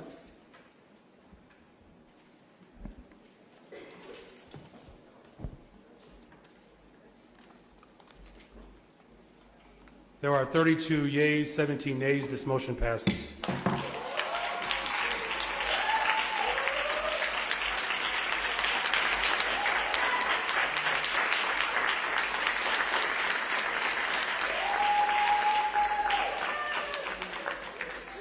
Chair recognizes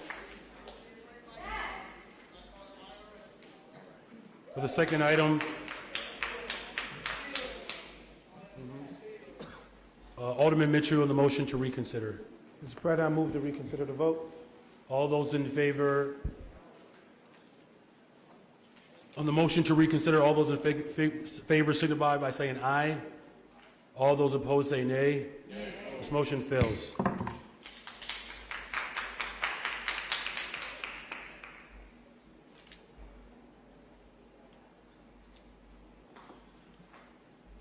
The chair recognizes again Alderwoman Haddon.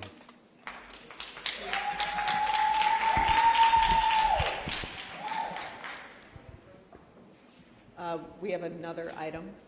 Yeah. Yes. Okay. Yep. Mr. President, I have another Rule 41 for referendum item. Sorry, I don't have it in front of me if you need to read the item. Sure. Alderwoman Haddon has filed Rule 41 notice with the clerk with her intent to call for a vote on Resolution R 2023-0005109. This is regarding the submission of public question by referendum to the Chicago voters.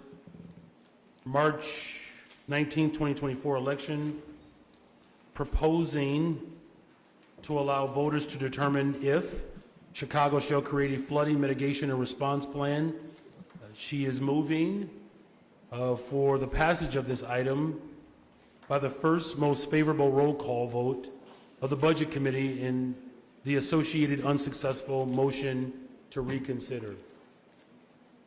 Chair recognizes Alderman Moore. Thank you, Mr. President. Only half of me, the other half, ladies. Yeah, the big ones are. Those who are on virtual, please mute yourselves. Alderman Moore. One of the things I decided to ask our call to be an alderman for was to make sure that we have democracy. And whether it was under the Manual administration, the Lightfoot administration, I always called for that. I always thought people, and especially the people of this great city, should have their voices heard. Whether people vote for it, yes or no, they just got to have the guts to stand up and vote yes or no. That's all it takes. And for us to overlook what the item that people are asking to be on the referendum, to ask if Chicago should continue to be a sanctuary city, is something that we cannot ignore to put something of a mediocre common sense issue on the referendum. To me, that is a slap in the face to the residents of the city of Chicago. And listening to constituents out there, it is not a race thing. It's a Chicago thing. It's a Chicago thing in terms of residents in Chicago want to hear their voices heard. So asking them for mitigation on flood control over a sanctuary city, I think is disingenuous, and I would definitely have to vote no on this item. Thank you, Mr. President. Thank you. Is there a point of order? Chair recognizes Alderwoman Haddon. Point of clarification. Point of clarification. Alderman Moore, I'll say this is direct your. Yeah. So just for colleagues, this is not a substitute around the sanctuary city ordinance. This was separate. Resolution. Right, resolution. This was separate from that.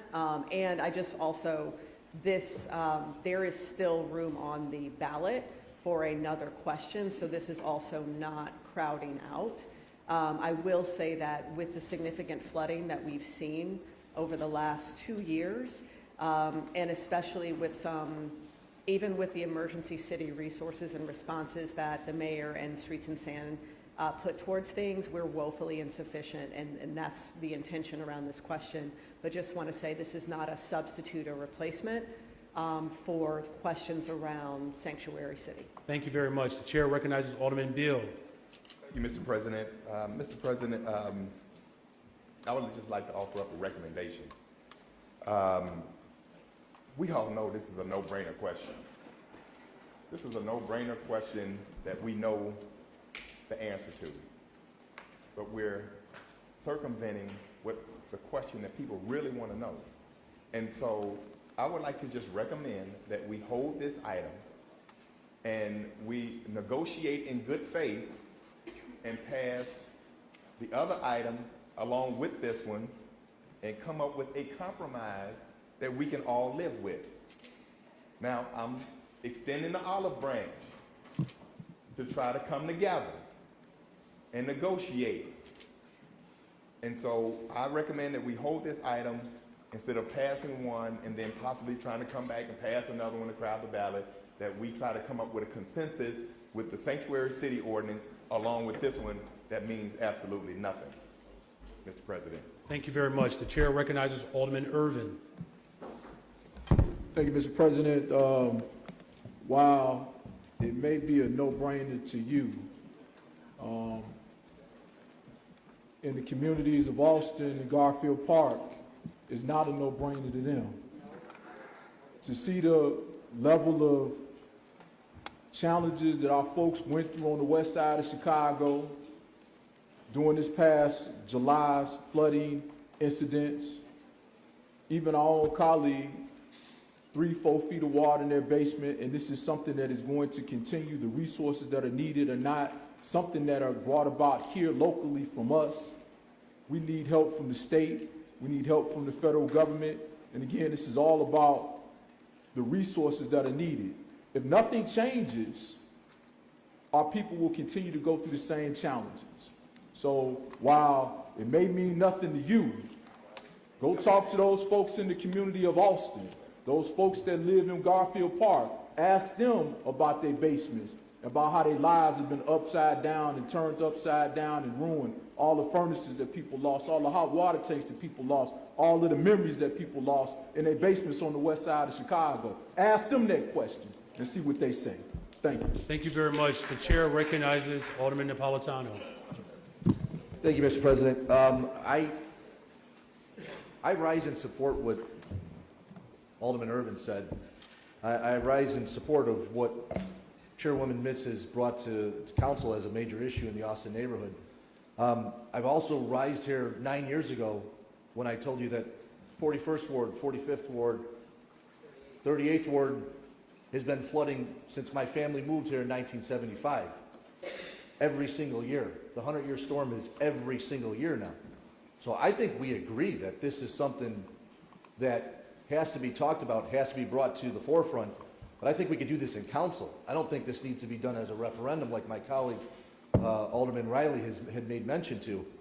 I don't have a single picture of my childhood to show my family or my kids because it's all gone. Because we flood every single summer in the 41st Ward. So much so that I created an ordinance that helps with flood mitigation. It's a flood control system that we set up in conjunction with how we do our shared cost program for the sidewalks so that we can get some sort of flood control done, not just on the northwest side, throughout the whole entire city of Chicago. So to me, this referendum is extremely important, but it doesn't need to be done as a referendum. We should just agree upon it here in City Council and put together a group to actually follow through with this. This is definitely something to crowd a ballot. That's exactly what this is. And I'm telling you that from somebody who has flooded every single year since 1975 in the 41st Ward. So I feel for your wards. I feel for them. But this has been going on forever, and now we're talking about it and going back to it. So much so that I had to create an ordinance to help with flood control mitigation on the northwest side or in all of your wards. So I don't think this needs to be done like this. We can agree that we all need this. We don't need to create a referendum on a ballot for this. Thank you, Mr. President. Thank you. I understand that Alderman Riley wishes to be recognized. Is that correct? However, Alderman Beal wishes to offer a point of clarification. Is that okay? A point of personal privilege. Chair recognizes Alderman Beal. Mr. President, my no-brainer comment is just that. We all know that flooding is a problem. And I support my colleagues when they have problems like that. But to attack me to say what's important to me may not be important to you, that is the reason why this council is divided now is because of comments like that. I offer an olive branch and then get attacked. I offered an olive branch. And so that's just uncalled for retaliatory comments when I support the flooding that goes on over there. So, Mr. President, again, hopefully one day I'll get an apology, because that's the second time. Just for clarification, the Alderman says that he supports the work that is being done to prevent flooding, not that you support flooding. Just make sure. I want that just to be in the record. I don't want anyone misunderstood. Thank you very much, Alderman Bill. Chair recognizes Alderman Riley. Thank you, Mr. President. And I want to speak from personal experience. I have a member of my staff who unfortunately suffered the terrible flooding that many of my colleagues' constituents have. And it's been a living hell for her, trying to juggle contractors and deal with unscrupulous contractors and not getting the work to restore her home done in a timely way or a proper way. It is a real issue. And I agree with my colleagues, Chairwoman Haddon and Chairman Irvin and Chairwoman Mitz, that we do need to talk about this issue, and I think Alderman Napolitano made it quite clear. It's been an issue plaguing the city of Chicago for a long, long time. I guess what I would say is we as a council know that this is an issue. I don't know that we need the voters of Chicago to instruct us to do something about this when we have thousands of folks suffering from flooding every single year. It seems to me that this council could be proactive and work with the sponsors of the resolution on a work group to actually try and make some meaningful progress on impacting this issue, whether that's sending delegations to Congress or to the White House or to the State House. It's a real issue. But I think what Alderman Beal was suggesting is that if this were put on the ballot, it would be 98% of the voters would say, yes, we need to deal with this problem. And I don't know what that 2% would be. There's always 2% voting on something who are crazy. But we need to handle this issue whether or not it's approved by a ballot initiative in March or not. And so I just want to make clear that my only concerns with this is that it could potentially, because we have not yet resolved the third ballot initiative issue, potentially crowd out what I think is a very pressing question for the city, and that's whether or not we can continue down the path we are with our welcoming city status and the large amounts of money that we're spending on this crisis, a crisis that's no fault of our own.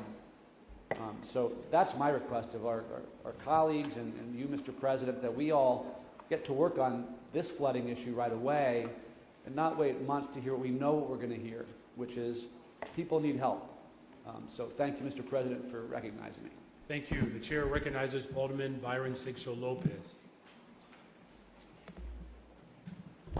Thank you, Mr. President. And I do think it's important for the floor, from the council members, indeed, to lead by example. I think that we cannot allow bigotry, we cannot allow hate and misinformation to guide the decisions of the council. Indeed, I agree with my colleague Alderman Riley. It is appalling that we have to put these kind of questions on the ballot, but that has to show us how disconnected is the federal government from the communities that we're serving. That's why we have to have these questions on the ballot. Alderwoman Mitz, who is continued to be vocal about the issue of her constituents in the 37th ward, continue to be waiting for help. At the same time, that we in the council are failing to understand and see the issue when we allow bigotry and hate to divide us. So as we have said on the floor, just as hard as we're going to fight to make sure that the 37th ward constituents on the west side and the south side get the help that they need for the housing repairs that they're waiting for, just as hard, we got to understand another obvious problem that we see in every police station, that we're seeing all across the city of Chicago. I think every council member is in agreement that we must do something. But what we do is the question. And the question is, do we ignore and continue to ignore people on the west side who are rightly so waiting for an answer from the federal government? Or do we continue to pitch one against the other? Because I tell you, the questions that we had on the floor do speak directly on the need of our constituents. Homelessness, mental health care, and the flooding that is still unaddressed. I'll tell you that at least in some of those questions, we continue to see a failure of the federal government, a failure of the state government. But yet, we are spreading misinformation about what we say is common sense, that we are expected to resolve the problems that we see in our communities. But how we solve them, it is the question. We see and we hear our residents from our communities, forgotten for generations, and they're asking us to find solutions to the problem.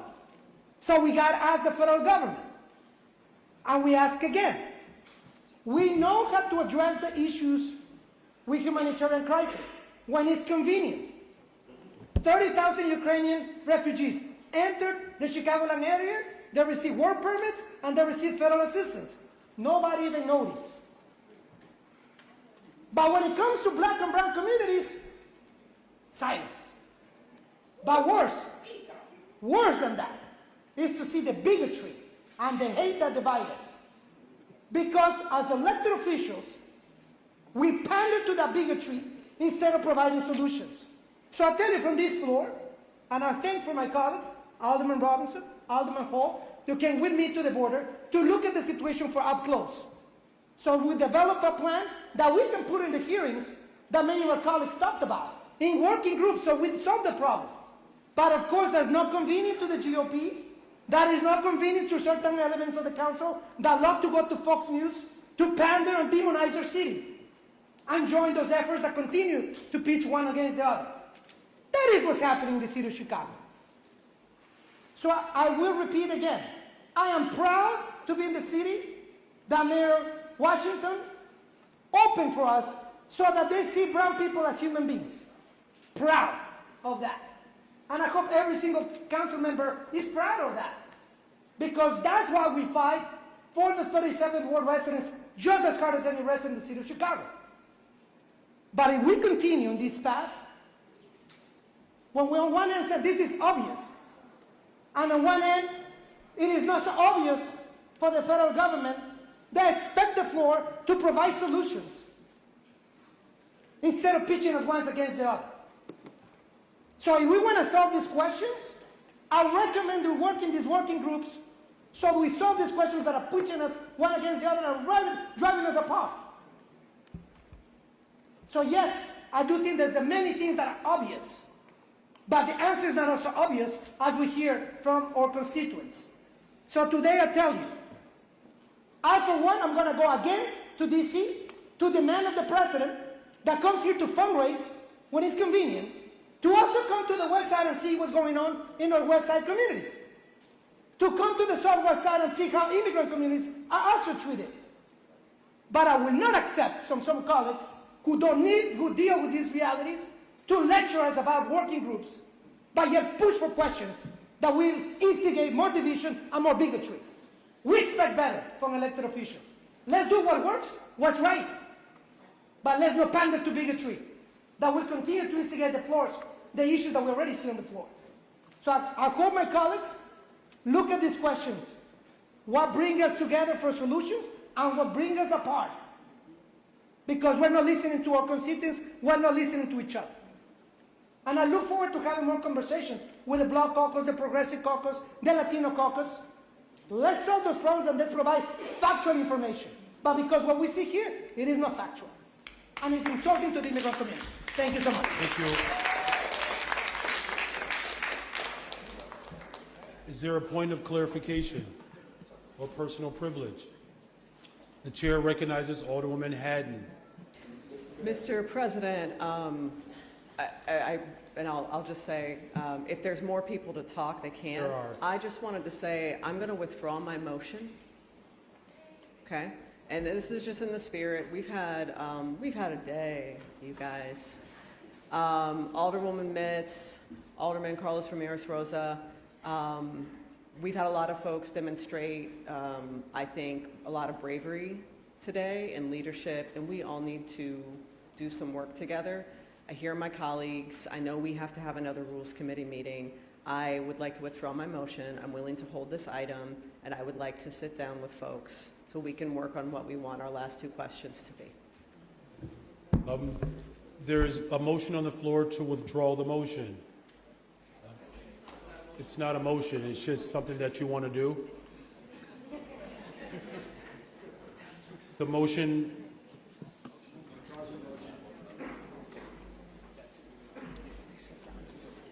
if no one objects, the matter will be held. Hearing no objections, the matter is held. Does anyone else wish to speak to the matter that was held? Seeing no hands. The chair recognizes, the chair recognizes Alderman Sposato. Thank you, Mr. President. I wasn't going to speak, and I'm glad it's held. I'm glad we get a chance to work this out. But as my esteemed colleague from the 28th Ward always says, you're entitled to your opinion, but you're not entitled to your own facts. So this is not just Republicans that are sending people over here. If everybody would pay attention to what's going on, we see it's Democratic mayors from Texas that are also sending people here. So I just wanted to make that clarification. Thank you, Mr. President. You're welcome. The chair recognizes Alderman Siccho Lopez for the third item. Well, technically the second item. The second item. Thank you, Mr. President. I filed a Rule 41 notice with the City Clerk's office intending to call for a vote on Ordinance S0203-0005042 concerning the acquisition of property at 11414 South Halsted Street, including the northwest corner of 115th and Halsted Street from Albertsons, the former Jewel Food, to establish and operate a migrant shelter, which was deferred and published at the November 1st, 2023 City Council meeting. We have prepared and amended substitute ordinance that has language stating that the city will not use this location as a migrant shelter beyond November 1st, 2024, and the property will be redeveloped with community input. I've moved to that we accept the substitute as amended. Hearing no objections, seeing no hands. Okay, there are hands. The chair recognizes Alderman Villegas. Mr. President, this is just a question about procedure. So this is a direct introduction? No, this is a substitute. There's been a substitute amendment. So this is not a direct introduction. So shouldn't have the substitute been introduced at the committee instead of being introduced here on the floor? Just trying to get what the process is.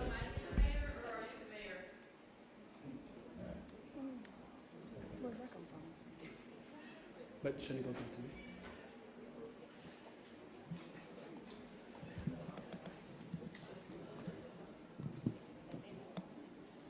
So the amendment was accepted and approved in committee. What the alderman is presenting now is that that substitute amendment that was approved, that this location as a migrant shelter will not be continued beyond November 1st. Just hold on a second, okay? So there is the element of this particular site that he is adding today will not be used beyond November 1st as a migrant shelter. Okay. Yeah, Chair recognize. Yeah, Mr. President, I was just, again, just concerned about the posting, that's all. I just wanted to make sure what the process is as it relates to. It was on the agenda. Thank you very much. Or do you wish to offer some clarification? The chair recognizes Alderman Lopez. Thank you, Mr. President. As a matter of point of order, the item was properly noticed, and it's up to the body to determine whether or not they want to accept this as a substitute, which you offered as if there were any objections to that substitute. Since there were none, moving forward, the substitute now becomes a live piece before the body. Say that last part one more time. The substitute. Okay, I just want to make sure, yes. The item was properly noticed for all my colleagues' edification through the Rule 41 notice. The chairman has presented it before the body with a substitute on the main item that was noticed. You accepted, you offered the substitute to be accepted without any objection from the body, so the substitute itself is now before the body. So there are no objections, there's just a point of clarification in which we provided. Please continue, Alderman Lopez. So, Mr. President, unless someone else wishes to speak on this item, I move passage of S02-023-0005-042 with the approved substitute as amended by the first most favorable roll call vote on the Committee on Budget and the associated unsuccessful motion to reconsider. Thank you. The chair recognizes Alderman Mosley. I like it when we work together. And that's exactly what this is about. This ordinance, I think, presented a false choice of if this site would be used and if this body had a choice about it. But Jewel Osco made that choice when they decided to donate it. And there's lots of frustrations about why now. But I'm looking to the future. The future that includes Morgan Park Commons, that is a regional redevelopment project that is going to be a catalyst for my ward. And I have to first thank my colleagues here who gave me the support to be in this position today. And Mr. Mayor, Mr. President, I have to thank you who met with my community, who heard their concerns, who made commitments and put them in a place where they are good with this. And so I'm good with this, and I ask my colleagues to support it. Thank you, Mr. President. Chair recognizes Alderman Lopez. Thank you, Mr. President. At our last meeting, I stood with our colleague and said that if he was not in favor of this, neither was I. But in looking at this substitute, there are questions that I have. In particular, in Section 5, which reads, and I quote, "No member of the City Council or other municipal officer shall introduce, and no committee of the City Council shall consider or recommend any ordinance or order that is contrary in any way to any of the requirements of this section." Mr. President, I have never seen an ordinance that forbade any alderman from introducing anything on any matter. I've been told by the law department that we cannot make ordinances that preclude members from doing anything in the future. That we have a duty to only deal in the here and now, and that I can't introduce anything as a member that stops you from introducing anything, you from introducing anything, or you from introducing anything. That there's somehow some provision of the municipal code that says all things come to a complete and utter stop upon publication.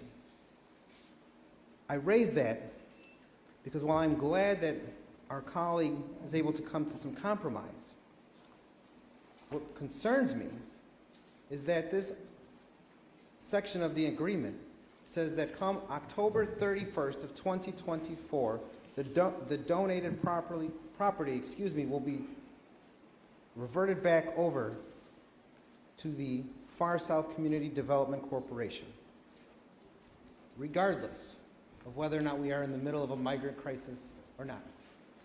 That part I included, but the implication is the same. That Halloween of next year is the drop-dead date for what's going to happen. We don't know that the migrant crisis is going to stop before then. We don't know that the housing crisis necessary is going to stop before then. And because of this section of the ordinance, we can't stop it. We can't say, let's add on 3 months in case we need it while we need to figure this out. Because the section that we are agreeing to says, no. No more comments, no more ordinances, no more decisions. October 31st, you're out, and we move forward without you. So I just say that, Mr. President, because this is not not how we do things. Your own law department has told me we do not do things in this manner. And if we are doing it like this now, then we are setting ourselves up for precedent moving forward, where if I want to do something in my ward, that I'm going to lock it in for all time, so that no one else after me can ever change anything. Each and one of you will be in your ward. No one else after you will ever change anything. How is that the process that we signed up for? It is not, Mr. President. And though I'd love to stand in support of my colleague today, this section gives me pause, as it should give all of you pause. And I must say no to that item. Thank you. Thank you. The chair recognizes Alderman Irvin.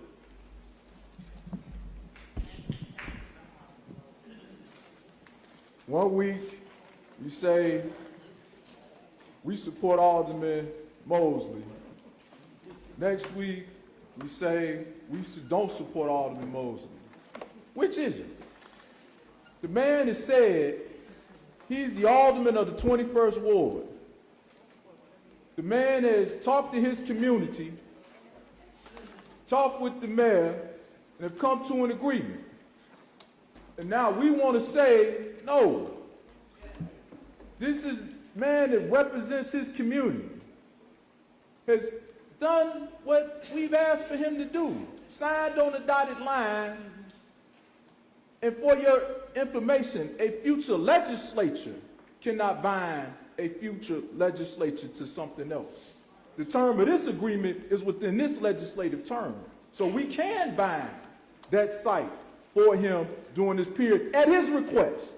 That's right. At his request to represent his people.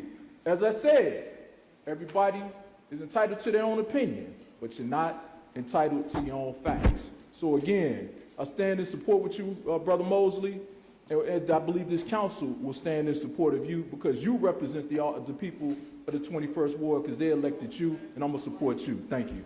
Thank you. The chair recognizes Alder Fuentes. Thank you, Mr. President. I believe consistency is important. Mr. President, you and Alderman Mosley went and had a conversation with community, and you all made a commitment. This ordinance is an articulation of that commitment. When we say we're going to do something, we mean it, and we will get it done. To have a date on this ordinance to ensure that this property will be turned over to community to do what community needs, and to ensure that there is no interruption of that commitment is exactly what good legislators do. And so today, I will stand in support with Alderman Mosley, and I thank him for his relentlessness, for showing up for community and doing what's right for his ward, for this moment, and for our migrants. So, Mr. Mosley, Alderman Mosley, thank you for your work, and Mr. President, thank you. Thank you. The chair recognizes Alderman Villegas. Thank you, Mr. President. I also want to stand and support Alderman Mosley.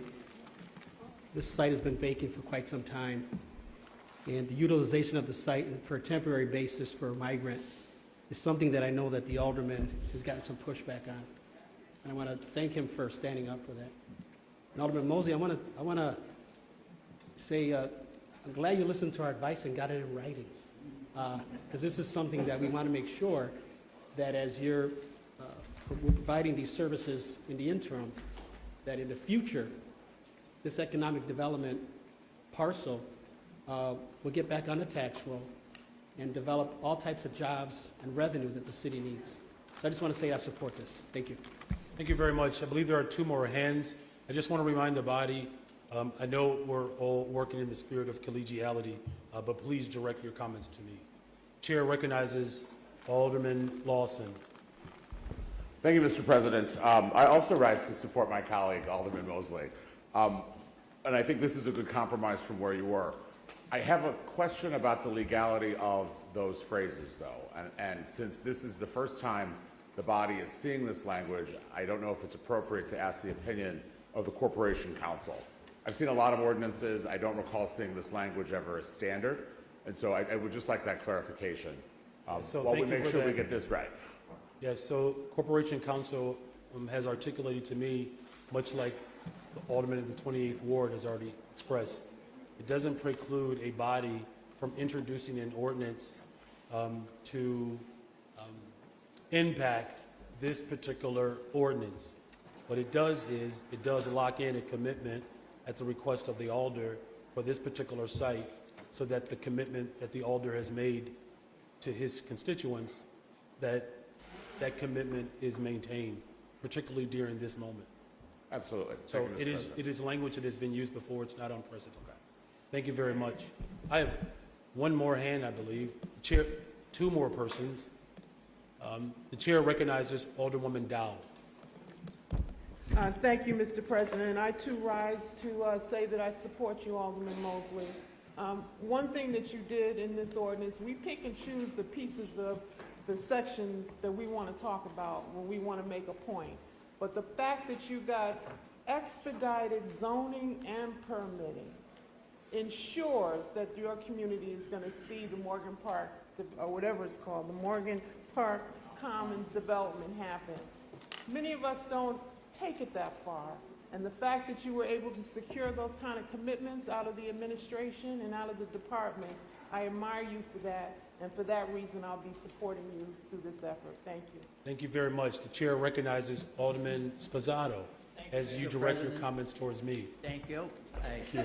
I'm going to be somewhat repetitive from what everybody else said, but if you'd have caught me a little sooner, I might have been the first one to say this. But I just want to, I said a few days ago, I stand with my buddy and friend over here, Alderman Mosley. I stand with him again, but I also want to commend him and you or your administration for working this out. It was an issue for him and his community, and we talk about working together. Here's a perfect example. You could have steamrolled him as a freshman alderman, but you chose not to do that and work this out. So I commend him and you for working this out, and I stand with you still, my brother. I stand with you. Thank you, Mr. President. Thank you very much. The chair recognizes Alder Vasquez. Thank you, Mr. President. I just to also rise in support. What I wanted to add is to really give credit to both of you all, Mayor and Alderman Mosley, for figuring out and setting a precedent that I think is important. You know, we have been talking for months about identifying properties in each of our wards and figuring out what opportunities there are to support the mission. The fact that this was crafted the way it was, in a way that allows to expedite some of the process, while also securing the fact that it becomes a community asset upon completion, I think is something that should be an example for the rest of our colleagues who might find opportunities in their ward to do the same, and give them the reassurance that they can set an end date or commitment as to what happens post it being used as such. We have plenty of properties out here in the city, schools that could be reopened, community centers that could be created, parks for folks who want to see that, and I think what you all have done together, this city should be very proud of, and our colleagues should take into account as they look at their own wards to see what else might be available. So thank you both. I'll be in support, and I really appreciate it, seeing how hard the whole city's been working on this, and the fact that you guys were able to find this agreement. Thank you so much. Thank you very much. So there's a motion that's on the floor, by the way, for the passage of this item by the first most favorable roll call from the Budget Committee, associated, of course, with the unsuccessful motion to reconsider. If there are no other, Chair recognizes Alderman Lopez. Thank you, Mr. President. Please record it as a no. Despite the division, hearing no other objections, so ordered. Alderman Mitchell, are you aware of any other items that are unfinished amongst this body?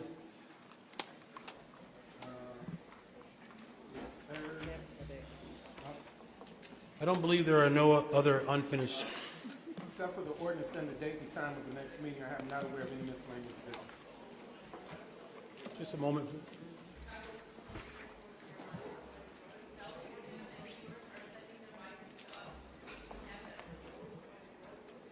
Thank you very much, Alderman Mitchell. Miscellaneous business. Mr. President. The chair of course, the chair recognizes Alderman Wagasback. Thank you, Mr. President. I'd like to be recognized to make a motion for censure of one of our colleagues. Okay, you are recognized. Mr. President, first of all, I want to say that I appreciate what happened earlier in our meeting today.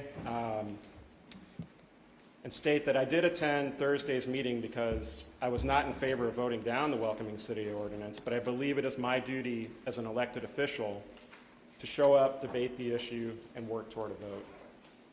But no matter the subject matter or where you stand on it, what happened on Thursday should be unacceptable in this body.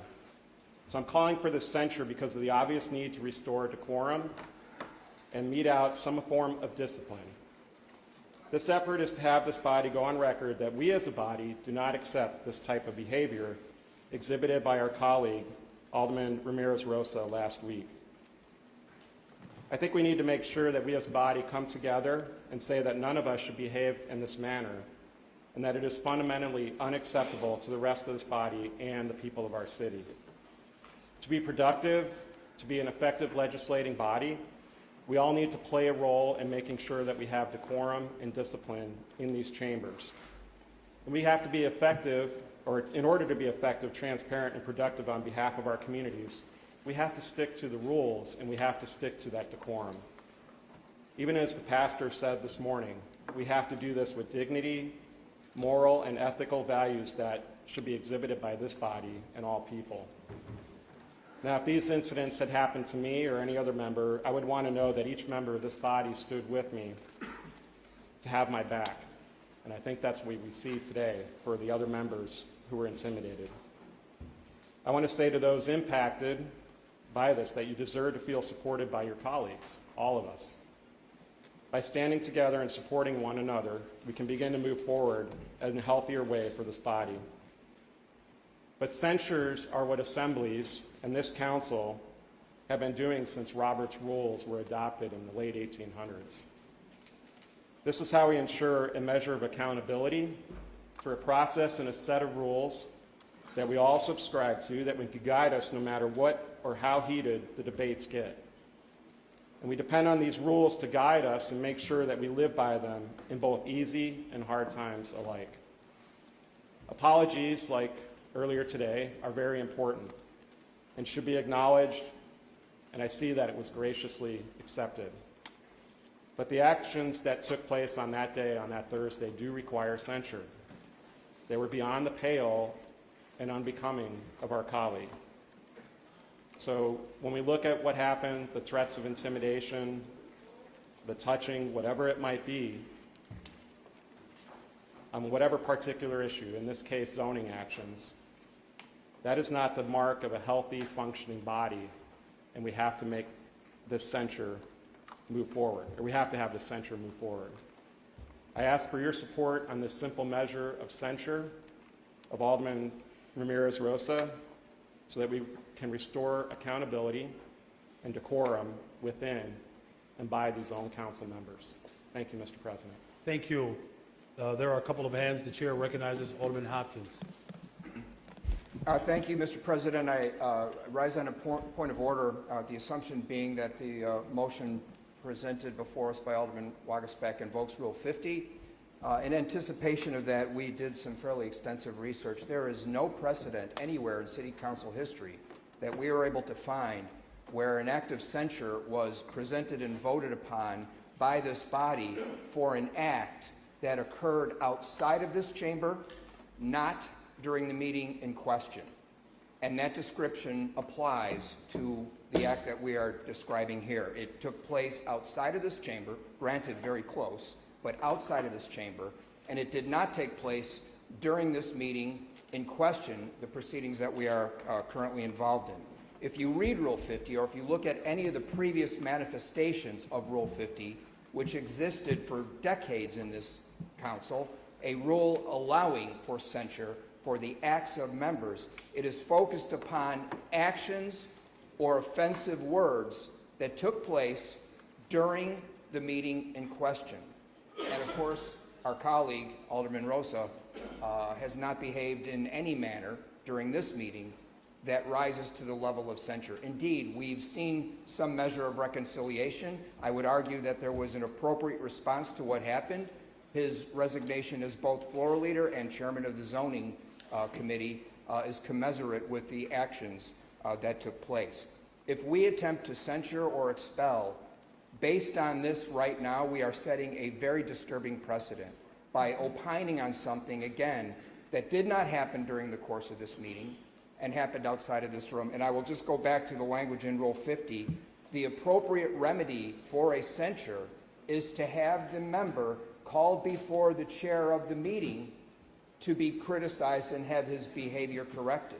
We also do have the right to expel that member if the behavior continues. Again, none of that applies to this meeting. Therefore, Mr. President, I suggest this motion is out of order, and I would ask that you rule accordingly. Thank you. Thank you. There's a point of order. I do see your hand, Alder Fuentes. For the point of order, the chair recognizes Alder Lee. Thank you, Mr. Chair. All due respect to my colleague, Alderman Hopkins, I was subject to a threat where I sat right here in this chamber while the meeting was going on. So just for clarification. Sure, and thank you for the clarification. I believe that the Alder is expressing the rule based upon the current proceedings, is what I believe he was referring to, not to the previous meeting. Chair recognizes Alder Fuentes. Thank you, Mr. President. I think in the last few days, we have all engaged in a process that has been quite difficult. We have had difficult conversations in our caucuses. We have had difficult conversations with the folks who have been harmed, and difficult conversations with our colleague, Alderman Carlos Ramirez Rosa. Now, I'm a restorative justice practitioner, and I believe that there is a difference between accountability, consequences, and public punishment.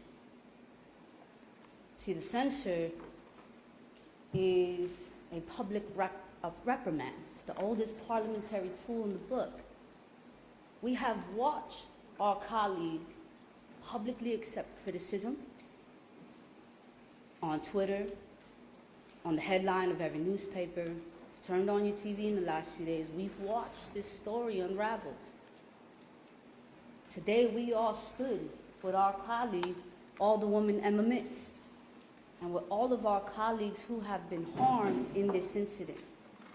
I asked our colleagues to allow for a process of healing and reconciliation to begin. Today is not the end of that process. I want folks to acknowledge what restorative justice is. Today, that was the beginning of healing and reconciliation. We've been standing up and saying we're in solidarity with our colleagues, and I embraced Alderwoman Emma Mitz today. I gave hugs to every single individual who was harmed in this incident, and I say I stand with you. But I also want to recognize when we are beginning a dangerous path of also causing harm. Today, I believe that our colleague Rosa has begun a process of accountability, of admitting wrongs, and committing to a process and a path that allows him to make amends and restore trust and build relationships that are important. There has been a lot of tension in this body. There has been a lot of division. And I think that today is also an opportunity to meet the moment. To meet the moment to close those gaps, to heal those wounds, and to have conversations about how we move forward. A public reprimand does not help us. I think that our colleague is well aware of his wrongs and committed to a restorative process that allows for his own healing and the healing of this body and those who are harmed. I think that the censure is out of line. I think that it can cause more harm than it can heal the people in this body. And that includes our colleague, Alderman Carlos Ramirez Rosa. Restorative justice includes all participants in that process. And I ask this body to vote no and allow the process of healing and reconciliation to truly begin. Thank you, Mr. President. Thank you very much. The chair recognizes Alder Lopez.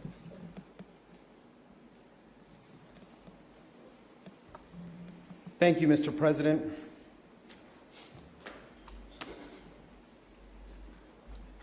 I rise in support of invoking Rule 50 to censure our colleague. the alderman of the 32nd Ward has said very clearly that we have the ability to do this. Lack of precedent does not mean lack of action. And it's shameful that this is the first time in our 180-plus year history that we have come to this moment. But let's remember something. This is not just about what happened in this doorway. This is about what happened earlier in the day when the mayor's floor leader sent a text message to nearly 2/3 of this body saying, don't come in, I heard no one's going to be here, don't worry about it. Even though there was a committee meeting here happening in that moment with 20+ members here. Go home, go find something else better to do. When it became clear, an hour and a half delayed, that the special meeting was moving forward, a special meeting which was legally called for,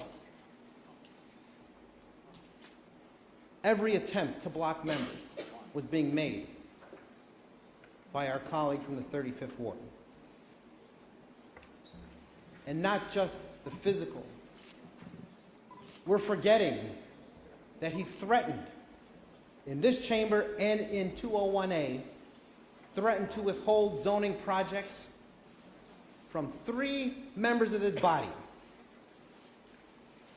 Alderman Lee, Alderman Cardona, and Alderman Talaferro. 3 members were threatened, extorted, pointed at, and said, if you don't do what I tell you, nothing is going to move out of my committee as long as I'm zoning chairman. Shake your head all you want. That's extortion. That is disgraceful behavior to threaten members.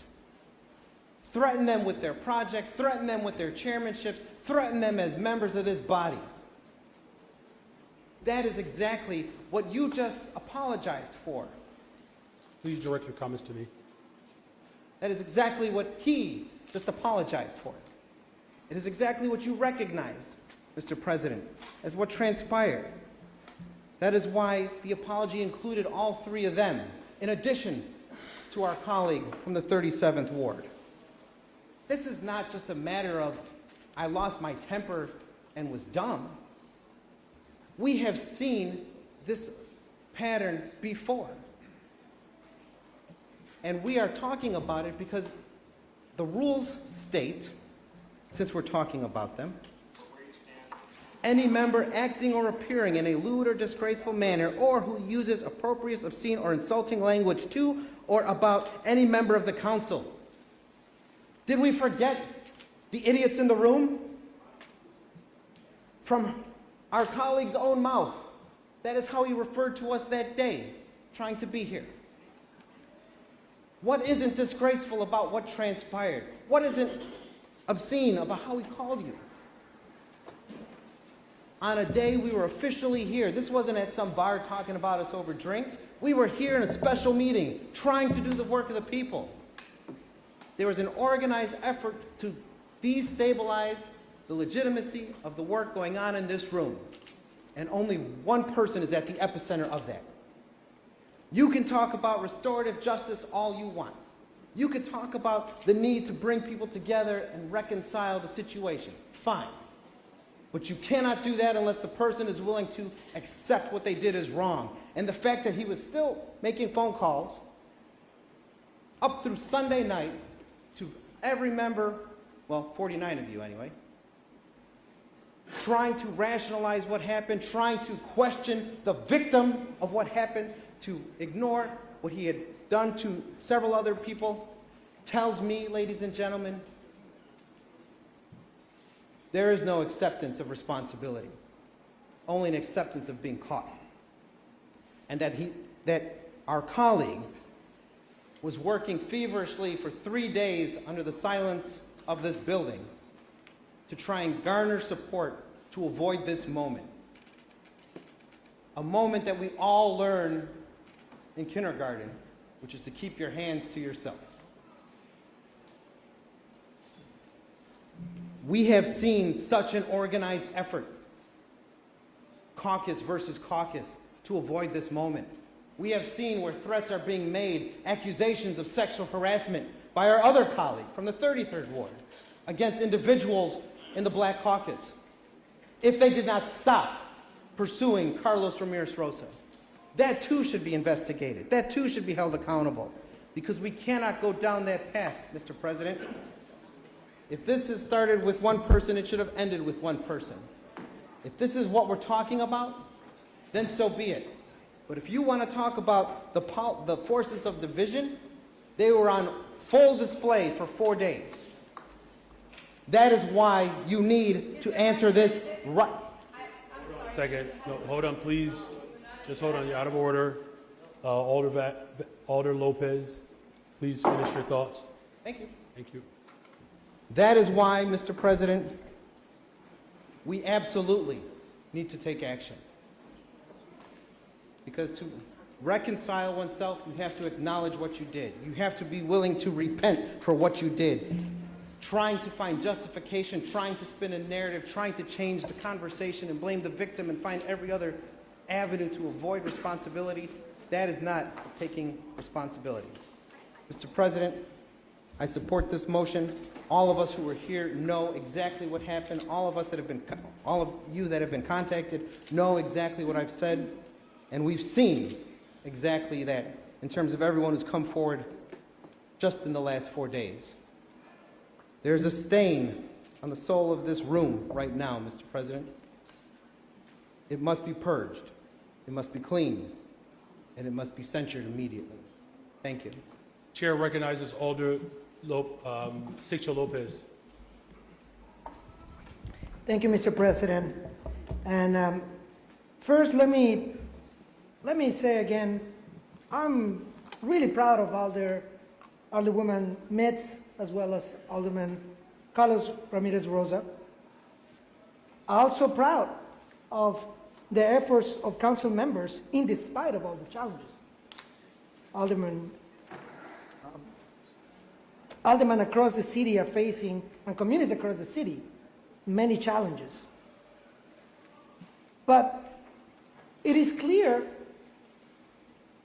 that the forces of division are at display, as you can see it. And actions speak louder than words.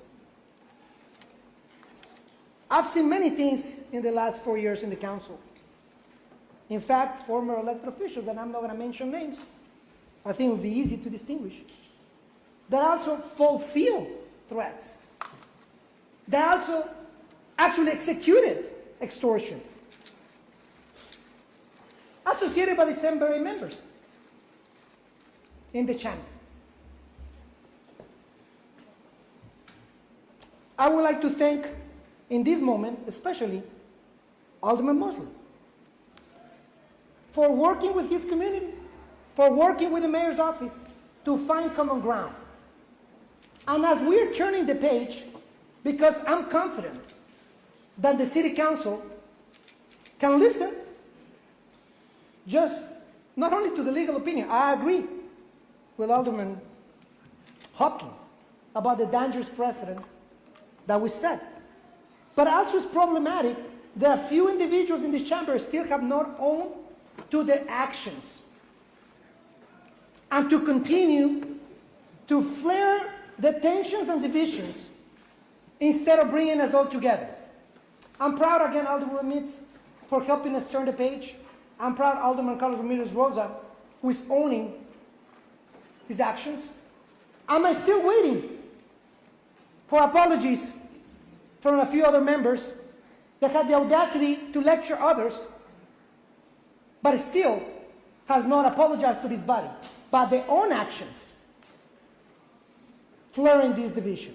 So as we turn the page, and I know that we will, and our constituents are watching, us coming together once again, all caucuses, Latino caucus, Progressive caucus, Black caucus, we're seeing actions.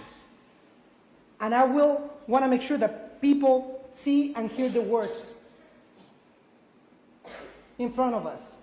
Those who want to have it both ways.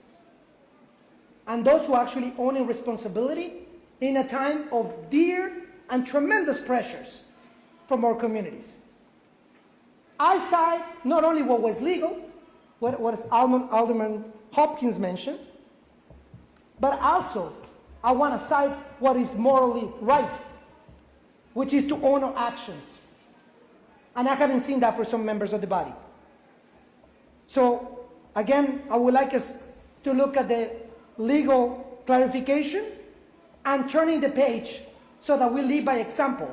And we look at those who continue to pander and continue to divide us. Thank you, Mr. President. Thank you. The chair recognizes Alder Lee. Thank you, Mr. President.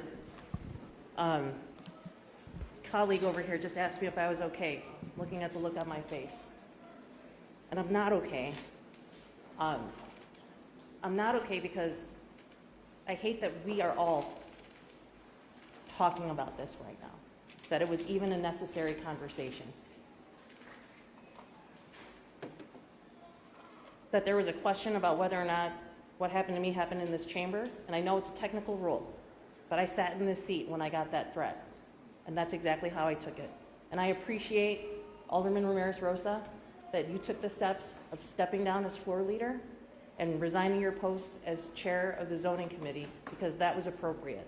Nobody, and I apologize, I should be addressing to you, nobody should be able to abuse their position to gain what they want. And we are colleagues here. I am not part of a caucus. I joke about the Asian caucus. There's two of us. But I am not part of a caucus. I am, well, I'm with, but here's my point.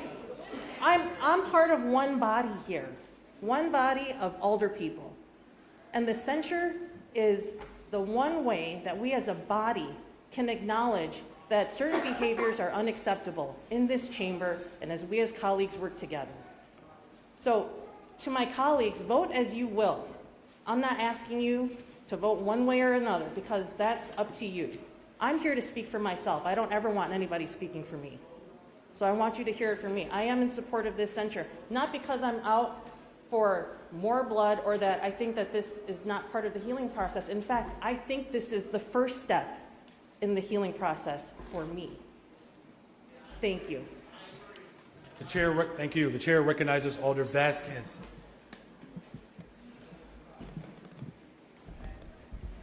Thank you, Mr. President. I'll be honest, I don't know how to follow some of the conversation. This body has been hurt and broken for some time. We've seen people that aren't even members of the council and have felt a lot of trauma and a lot of pain.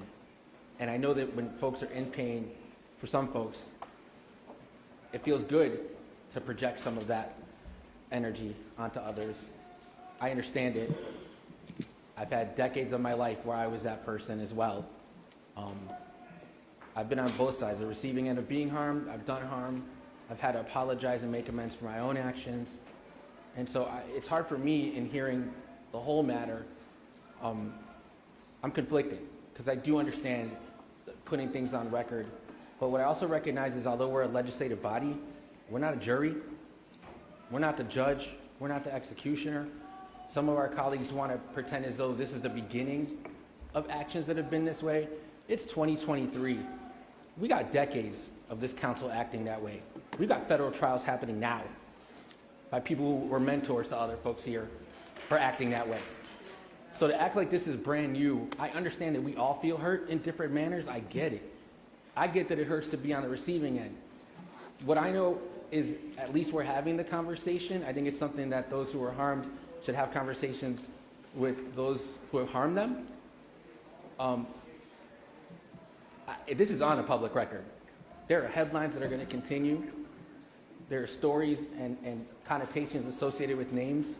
And there are investigations that are going to be going on that are going to show actual facts on what's happening on. So I recognize everyone's going to vote their conscience on this one. I think being someone who's been human and made my own mistakes, I don't feel comfortable supporting it, not because I don't support our colleagues that have been harmed. I understand how conflicted it is. I fear that we set a precedent where we cause way more harm going forward. So I don't think that I can support it. Thank you. Thank you. The chair recognizes Alder Rodriguez Sanchez, do you wish to be recognized? Chair recognizes Alderman Cardona.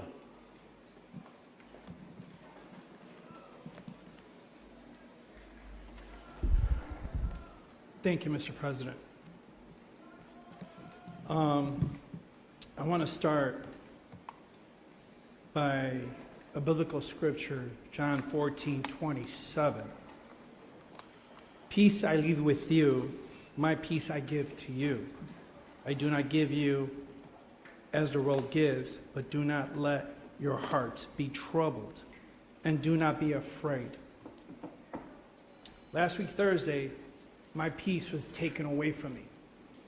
Reason why? Because I'm here to do a job that my residents of the 31st Ward had elected me to do.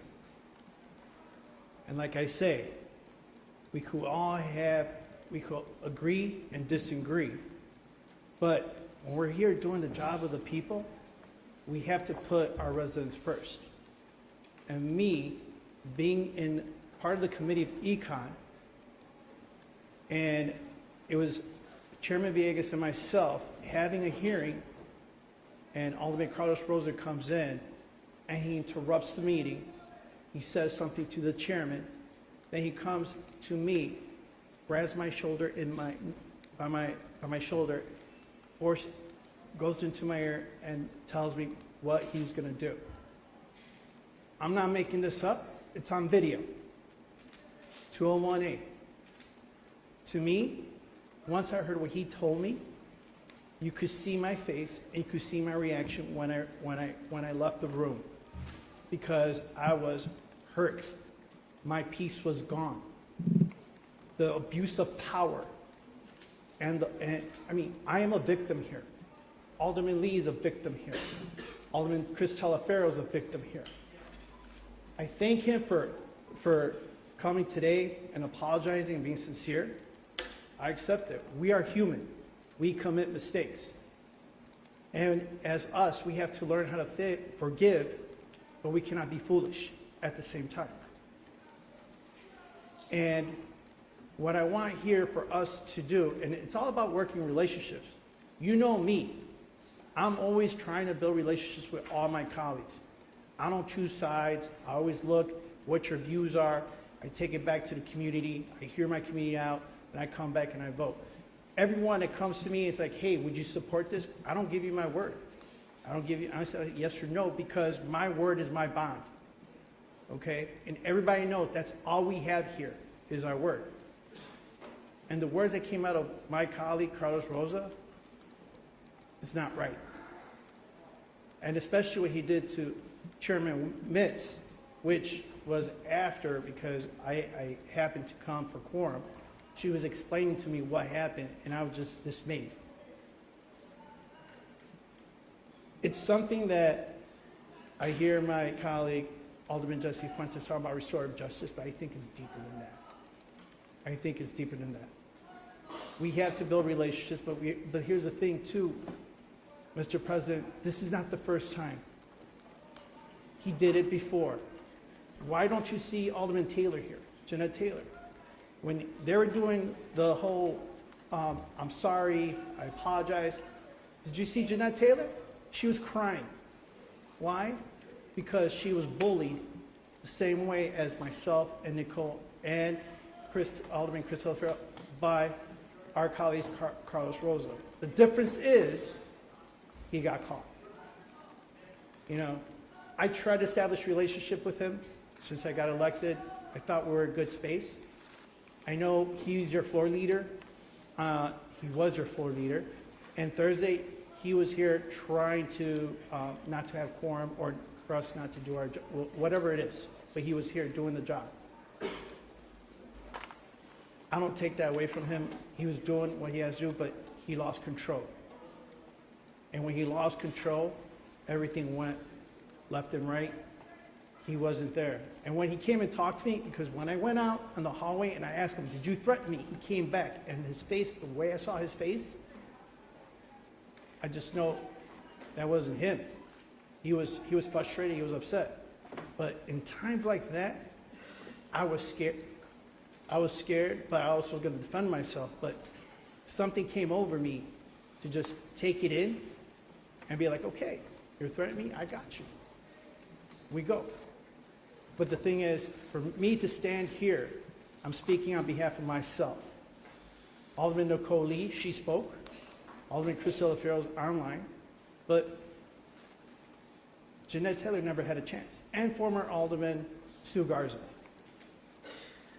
So, for this censure to come, it's not, I wouldn't want this upon none of us.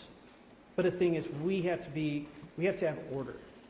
And that's why it's put in the books to have order and have respect for each other. And all I could do is pray for all of us to at least moving forward, to find this relationship and put this behind it and going on so we could do the public what's good for the public. And to the city of Chicago, I apologize. I apologize to you because how things are going here in the city council. We are here, we're elected as leaders in our community to do the will and the good for the city. And look at what's going on.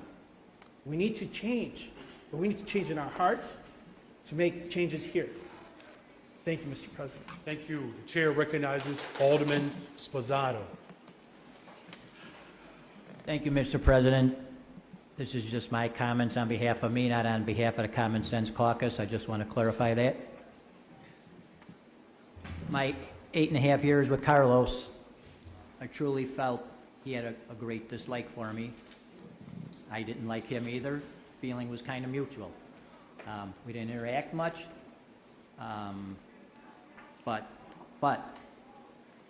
after all the minutes, after everybody was piling on Carlos, I'm proud to say I wasn't one of them. I wanted to wait to hear what happened. There's 3 sides to every story. I tried to get a hold of Alderwoman Mitz.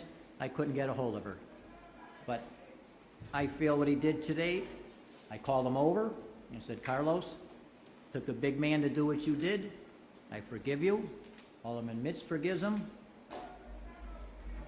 I think we have to show forgiveness here. I don't want to put you in this bad spot, Mr. President. Unfortunately, some of my other colleagues feel what he did to them were unforgivable, which I'm very good friends. Scott's been one of my best friends in my 12.5 years here. And I'm not going against you, Scott, but I just feel as a Christian, I'm satisfied with his apology. Alderwoman Mitz seemed to be the focal point of this. So, Carlos, in my heart, I find forgiveness for you. You made a huge mistake. You're paying a huge price, and to me, that's enough. So I don't want to put you in a bad spot, Mr. President, and I don't need to put him out here in front of us and scold him and censor him or whatever has to be done. But I think it's a bad idea, and I can't support it. I'm satisfied with his apology to Alderwoman Mitz, and that's all I really have to say. Thank you, Mr. President. Thank you. The chair recognizes Alderman Napolitano. Thank you, Mr. President. I rise in support of Alderman Wagsback and the Censure. If you were here on that day, you could have seen how it all went down. You could have attested to it in your own way. I'm asking you what we're doing here right now. Like to have this conversation right now after you heard from multiple aldermen come out, stand up and be strong and come out and say how this was affecting them or how it has affected them. When you know that many people have already gotten to them and told them to keep their mouths shut. Maybe not to that way or that extent, but told them don't do this. You've got people that are victims here. Not all of, like Alderman Lee had stated, not all of us are in caucuses. Not all of us were chosen to be floor leaders. Not all of us were chosen to be chairman of a committee. Not all of us are on the inside. So that means not all of us are afforded the favoritism of hopefully sweeping this under the rug and just making it go away. Because I know if it was me, I wouldn't be letting those doors. I know for a fact I would not be letting these doors because I'm on the outside. I'm not giving aldermanic prerogative when I ask for people to support something that my ward doesn't want because I'm on the outside. And as a council here, you're going to ask to vote, and you're going to do whatever you have to, and you're going to have to go home and look in that mirror, if you still have mirrors, and be okay with what you chose or allowed somebody to do. to his colleagues. If this is the direction we go after this vote, then you need to strike censuring from it, period. No one else should be held accountable to it. Because 201A is an extension of this room. And what happened in this room, I witnessed too, happened in this room. A lot of us got phone calls, not me of course, of, hey, what happened really didn't happen. But then unfortunately the video came out and showed exactly what happened. So decide how we go forward from this point, because if you vote no on this, I understand it. It is about forgiveness, and I absolutely tip my hat to Carlos for apologizing. That's a tough thing to do. But I know if I apologize, it wouldn't have been good enough. I'm not on the inside of any caucuses, so you guys would ask me to leave. You'd ask me to resign. You'd ask me to never show up at city council again. So decide how we go forward from this date, because if you vote no on this, for what it exactly is and how it's labeled, even though we tried to loophole it as always, like Thursday, loophole everything, it happened in these chambers. It happened in 201, which is an extension of this chamber. So decide what type of leaders we're going to be for the rest of this city right now, and how we're going to have to show our faces to our residents as elected leaders. Thank you, Mr. President. Thank you. Besides Alderman Hopkins, are there any others? Chair recognizes Alderman Hopkins. Thank you, Mr. President. It's painfully clear from this discussion that we all have deeply held feelings and opinions about what happened in the relative severity of the acts in question that Alderman Ramirez-Rosa has apologized for. But regardless of how you feel individually about what happened, there are other more appropriate venues to determine the seriousness of it and the official consequences. We have an Inspector General. We have a Board of Ethics. We have an Ethics Committee. And there are other means to assess what happened and what additional consequences should be. What we don't have, ladies and gentlemen, by our own rules, we don't have the ability to properly invoke Rule 50 now in this meeting as an act of censure. And to twist these rules and incorrectly interpret them, to do so, regardless of how you feel about the severity of the decisions that Alderman Rosa made, it is a dangerous precedent. And I am begging you not to do that. It would be a mistake to attempt to invoke this rule improperly now. There are other means to address it, and it is my understanding, and many of you possibly have heard that as well, that those means are in progress now. Let that process play out. Do not attempt to improperly invoke this rule for the first time in this body's history to censor a colleague for an act that didn't take place during the course of the meeting. And Mr. President, I renew my request that the motion to censor be ruled out of order. Thank you. Thank you. The chair recognizes Alderman Riley. Thank you, Mr. President. I have a lot of respect for the previous speaker, but I respectfully disagree. I think we all know, I came into this body with Alderman Waggis back in 2007. We spent a lot of time here together. And my experience in working with Alderman Waggis back is that he's not a bomb thrower. He's not someone who's looking to stoke division or to assail people's character. That's certainly not his nature. And people are correct that the action of this body choosing to censure a member is a very, very serious thing. We have heard from some of the folks who are on the receiving end of what occurred last Thursday, who've told us, and I believe them, that these things occurred, partly at least, in this chamber. And that's serious. I also would like to compliment Alderman Rosa for apologizing. As Alderman Napolitano said, that is a very difficult thing to do. And so I acknowledge that. And most important to me is that our colleagues that were offended by his actions have accepted his apology. And so I don't look at this censure motion as seeking to pour more gasoline on the fire or to further divide this chamber. I know that's certainly not Alderman Waggis-Back's intent. But because of the serious nature of these allegations, and because they were admitted to and apologized for I'm not so convinced there needs to be an investigation by the Inspector General. I think the Inspector General has lots of other pressing matters to be investigating. We've had an admission of guilt, so to speak. The censure motion should be an incredibly rare thing, and as was mentioned, it has been. This is the first time we're in a position to see it invoked. But we want to make sure that we send a message to future city councils, when we're all long gone, that these sorts of things that occurred last Thursday do not happen again to any member, regardless of what caucus they serve in, their gender, their race, the geography they represent. We should, as a body, memorialize what we all, almost all, condemned last week after this incident occurred. All we're doing is memorializing what we all recognize is wrong. And again, an apology that's been accepted was a good and courageous thing to do. But we are a legislative body that will exist for hopefully many hundreds of years to come. And we want to make sure that incidents like this never happen again. And I think it is correct for us to make an historical note as a body condemning what occurred so that we don't go back to that place. I don't look at this as adding fuel to the fire. I look at this as a way to finally get some resolution to this issue and finally move on.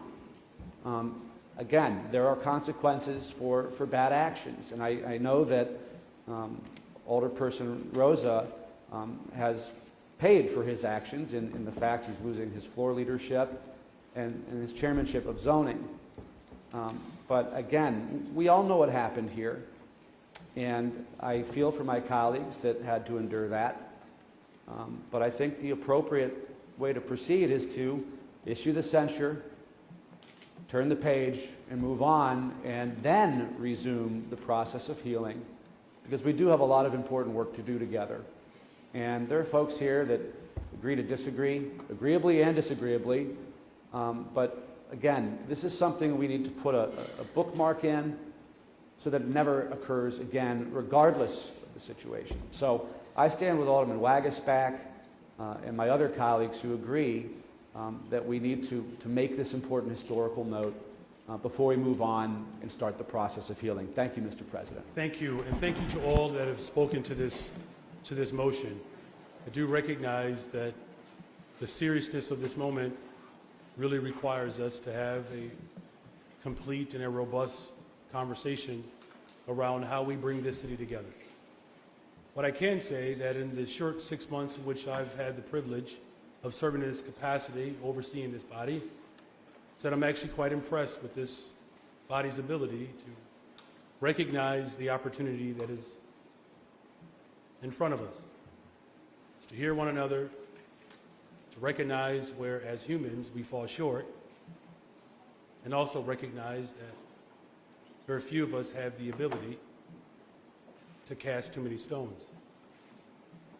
That is quite humbling, especially as my neighbor, Alderwoman Mitz, has expressed her deep commitment to bringing people together. So I do thank this body for your approach and for your dedication to right wrongs that we all know that this body has historically, unfortunately, ignored. That everyone is clear about how conduct in this body has left an incredible stain on our city's history. But I'm also reminded that in the midst of us working to bring people together, that we also have to extend grace. And that is not easy. In fact, quite frankly, it can be unnatural, because retribution is what we oftentimes call for. I am grateful that this body has extended grace, and that our colleague has recognized where his transgressions lie. So I'm asking this body to continue to do its due diligence, to not just be reflective of the pain of the past, but to point us forward. So I wanted to hear from everyone because this is an important decision. I do recognize that setting a precedent establishes a guideline for how we move forward as a city. though I do recognize that this is a rare rule that is ever invoked, the rule does specifically articulate that the rule can be provoked during current proceedings. The question of the behavior and the conduct happened not in this meeting. And so that's why this motion is improper under the rules. Thank you.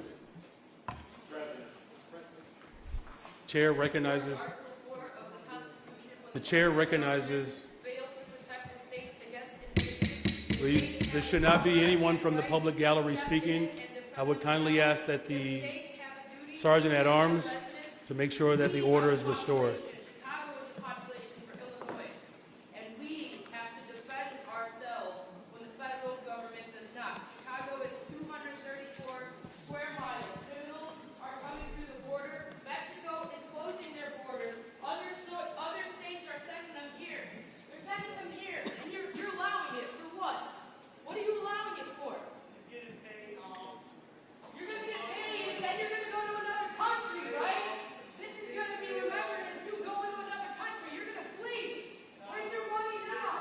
Chair recognizes Alderwoman Scott.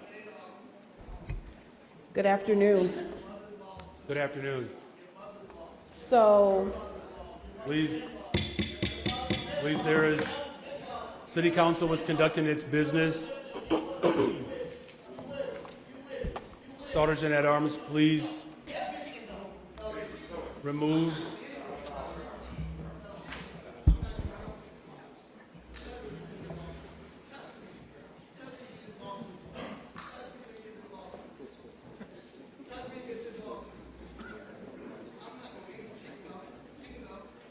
So the most hurtful thing as a victim is to feel that your victimization has not been acknowledged.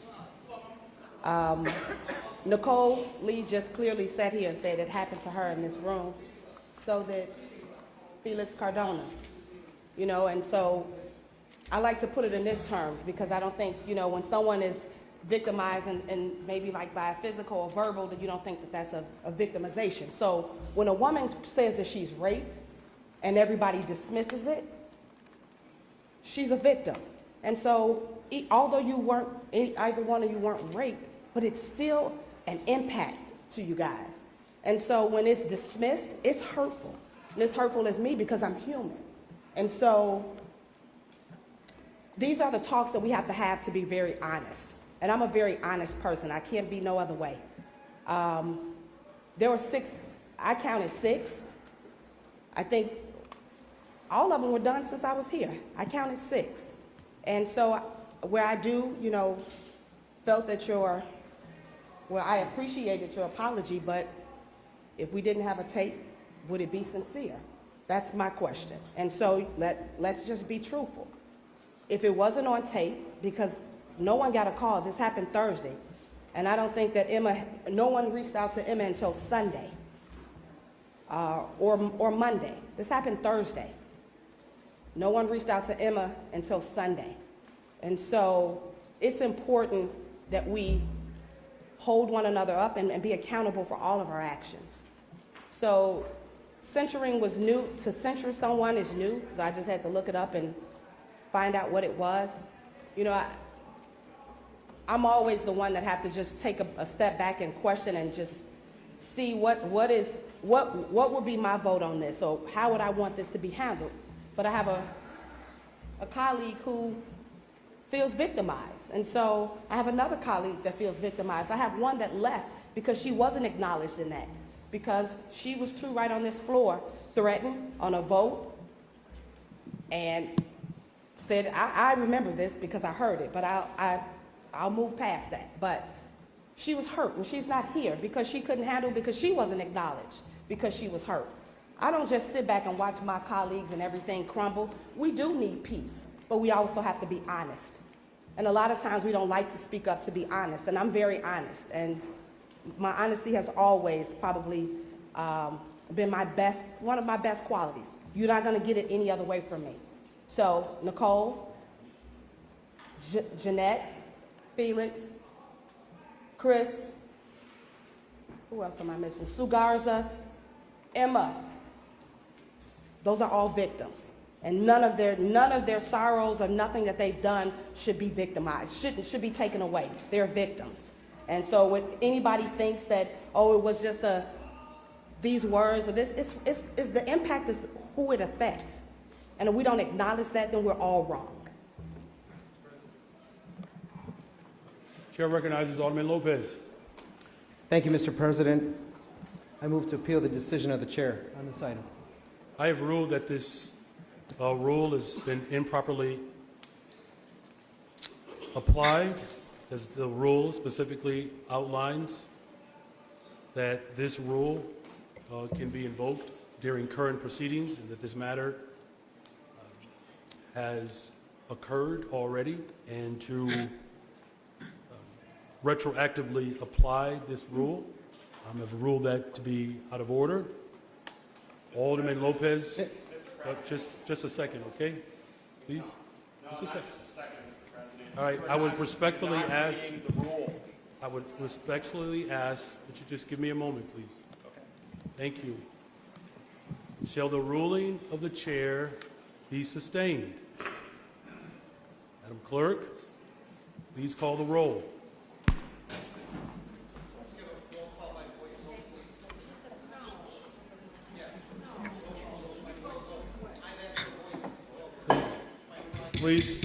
Please remain orderly. That there is a motion on the floor. There's a roll call vote, and that roll call vote will apply now. The e-vote is available. Thank you, Madam Clerk. If the ruling of the chair be sustained, is that a yes or a no?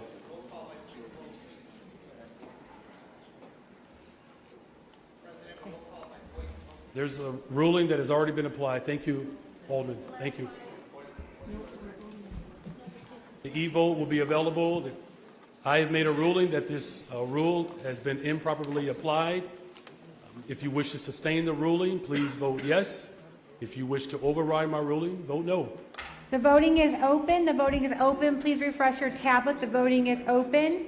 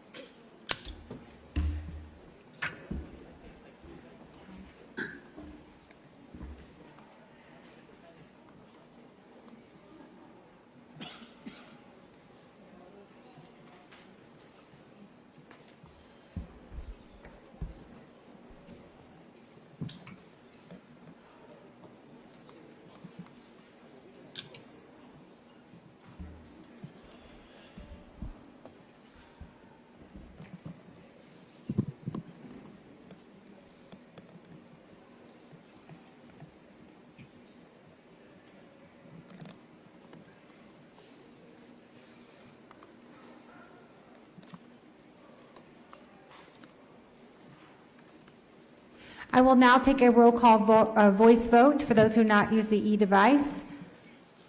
Alderwoman Harris. Alderwoman Ms. Harris is a yes. Alderman Curtis. Nay. Curtis is a yay. Nay. Oh, sorry, nay. Sorry, Alderman Curtis is a nay. Alderwoman Taylor is not present. Alderman Talifero. Nay. Alderman Talifero is a nay, a no. Alderman Villegas. Oh, just put it in? Okay. I don't see it. Okay, there we go. Okay, the voting is now closed.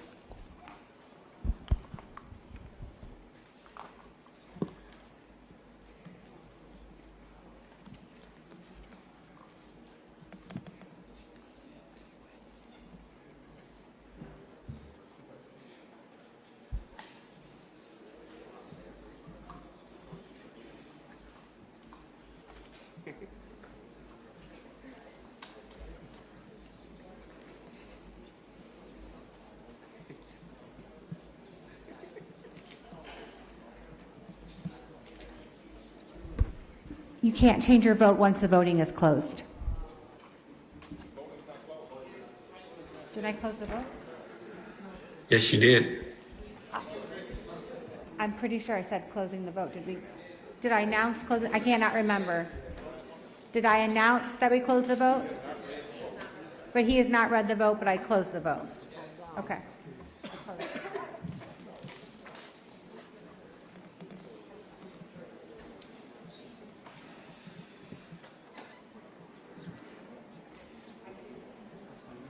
Hit the button.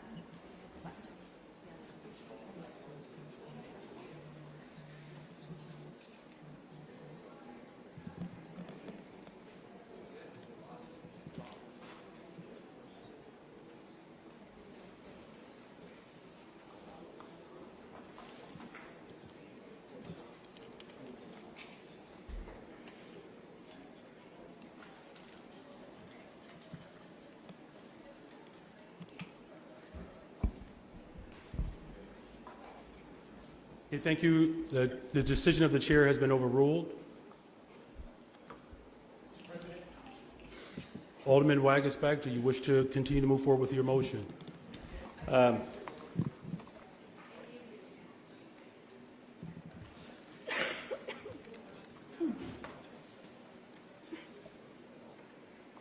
This council meeting will stand at ease for the next 5 minutes.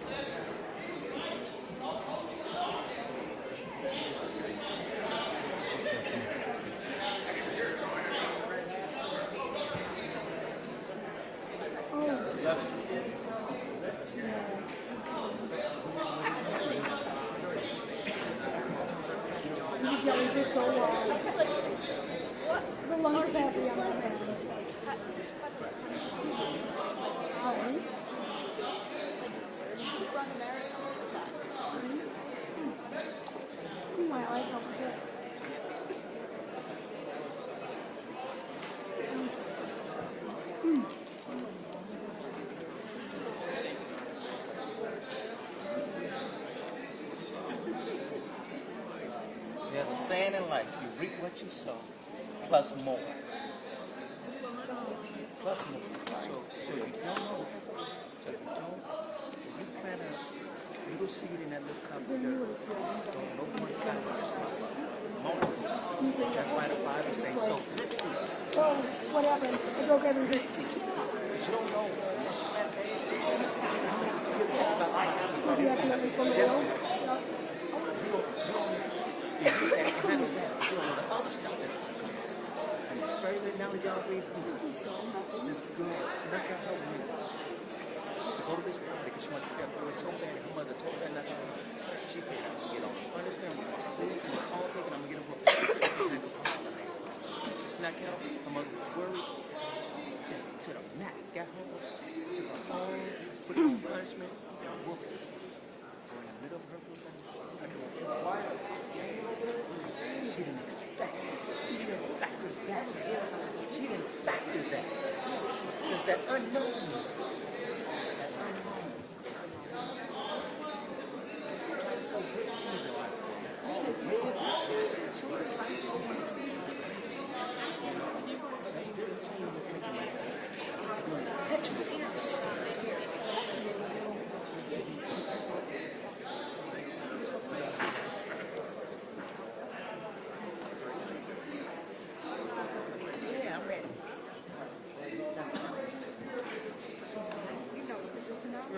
say I'm ready.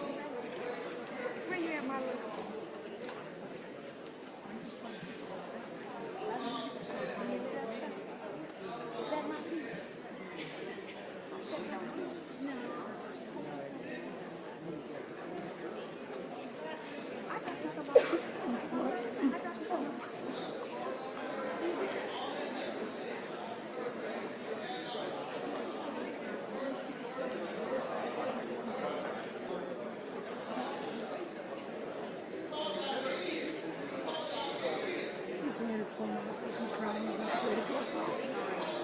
Come on, man, hug her again.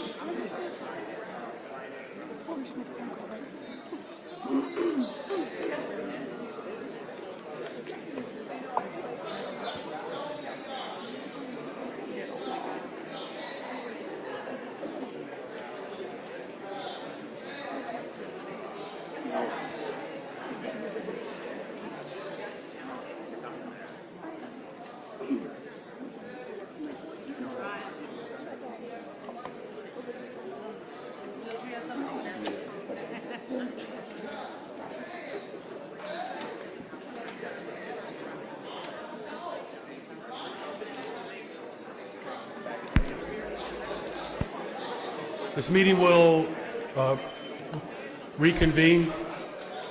This meeting will reconvene. There's been a motion on the floor. This meeting will reconvene, please. Let's come back to order.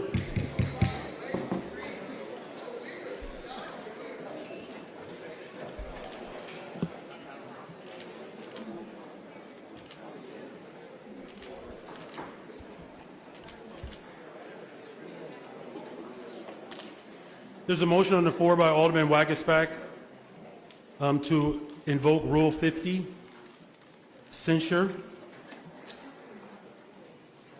And this will be taken by roll call. So just want to make sure everybody's clear.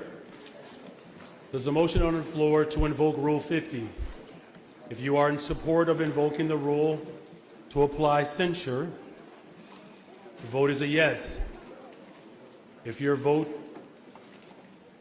wish not to invoke Rule 50, censure, you vote no.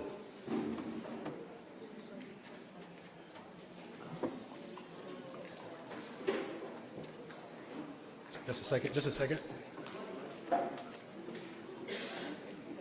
Voting is now open. The voting is now open. Please refresh your tablet. The voting is now open.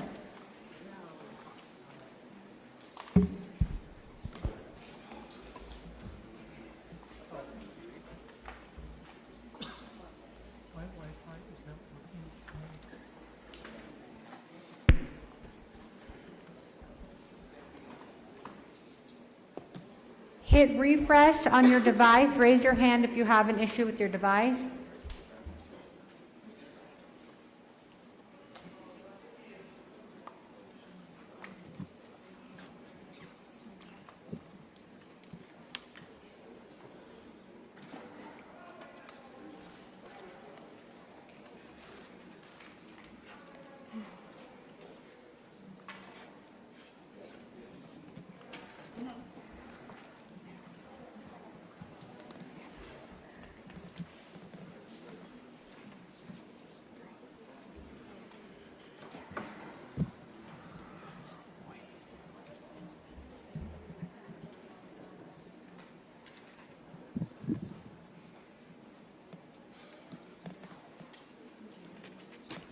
I will now call on those on a voice vote that have not voted with their e-device. Alderwoman Harris. Alderwoman Harris is a no. Alderman Curtis. Yes. Alderman Curtis, sorry, could not hear you. Yes. Alderman Curtis is a yes. Alderwoman Taylor is not present. Alderman Irvin. Alderman Irvin is not present. Oh, sorry, Alderman Irvin. Sorry, I was looking next to the seat. Okay. Alderman Talaferro. Yes. Alderman Talaferro is a yes. Alderman Conway.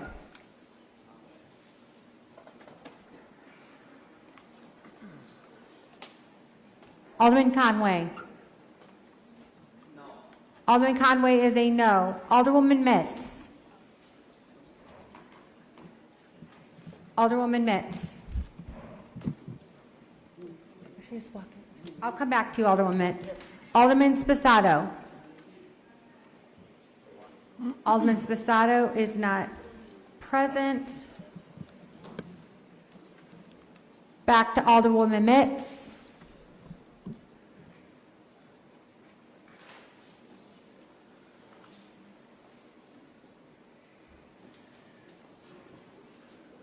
Alderwoman Mitz, you want to give me your voice vote? You don't have to put it in there. Oh, good. Go ahead, put it in there. Thank you for using the technology.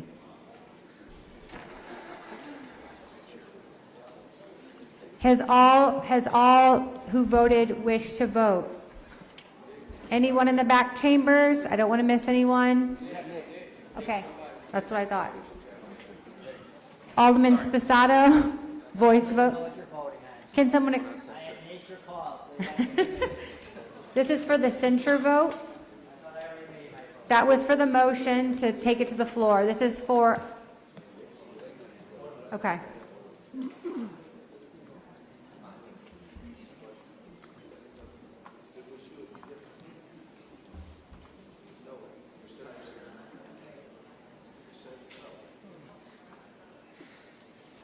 To clarify, this is a vote whether you wish to censure Alderman Ramirez Rosa or not.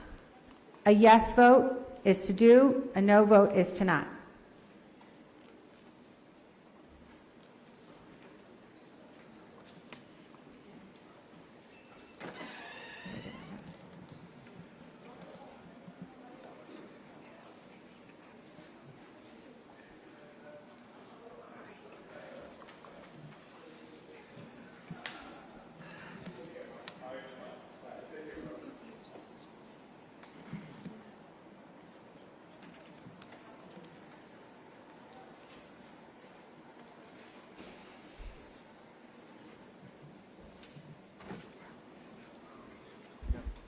The voting is now closed.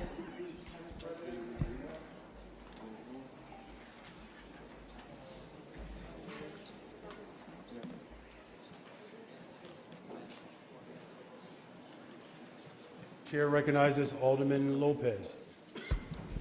Thank you, Mr. President. Our rules state that when something is not specifically mentioned in the rules of order, the Roberts Rules of Order are to take precedent.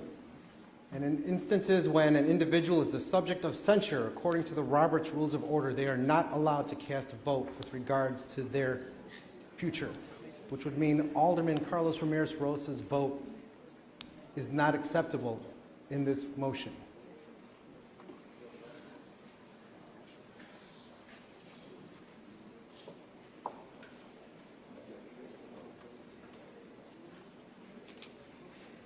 So our Robert's Rules of Order does not have that distinction, and as the vote is pretty clear, the motion would still fail.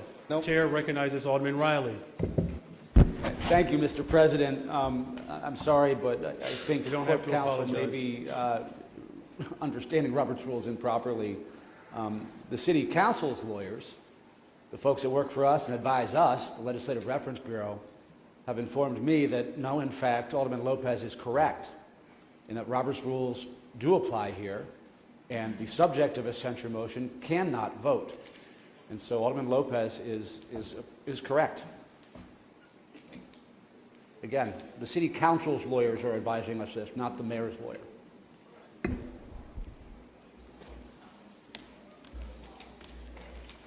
So our rules are clear. In Rule 51, it says that the vote is permitted by members who are present. Those are the rules. No. Rule 51? Rule 50. I'll read it again. No. Just hold on. Excuse me, Alder. I've acknowledged every single alder that wishes to speak, okay? According to Rule 50, in this matter, on this motion, the vote, a censured vote by a majority vote of the members that are present. The rules clearly state in Rule 50, when this matter is invoked, that all members present are allowed to vote. That's in Rule 50. Members present. So any member that is present is allowed to vote according to Rule 50, of which we're discussing. The chair recognizes Alderman Riley. Thank you, Mr. President. Respectfully, it's silent on whether or not the subject of a censure can vote, but Robert's Rules is not. And Robert's Rule specifically says the subject of a censure vote may not vote. Nowhere in that rule does it say that if you're the subject of a censure, you're allowed to vote. Therefore, Robert's Rules should apply.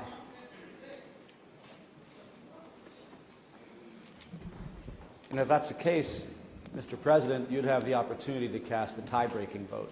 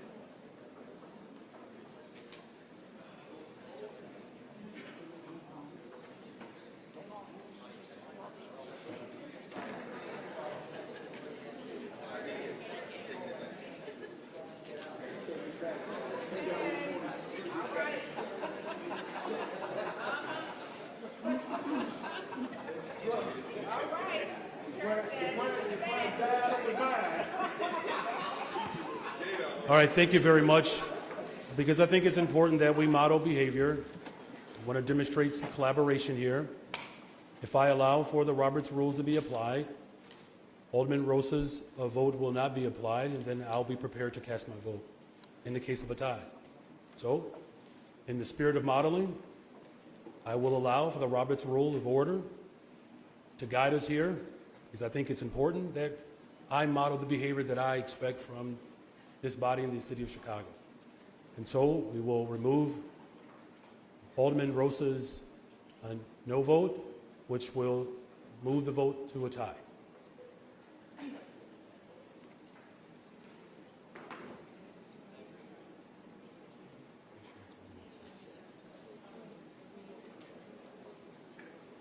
Okay, so though it's not indicated on the screen, Alderman Rosa's vote has been removed.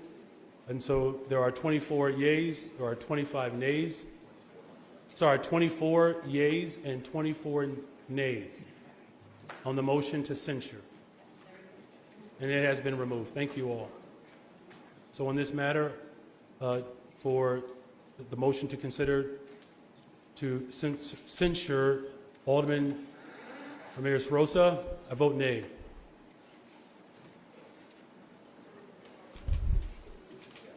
Alderman Mitchell, are there any other forms of miscellaneous business? Mr. President, except for the ordinance and the date and time for the next meeting, I'm not aware of any miscellaneous business. Thank you very much. Date and time of next meeting. Alderman Mitchell. I've handed up an ordinance to the clerk setting the date and time of the next meeting.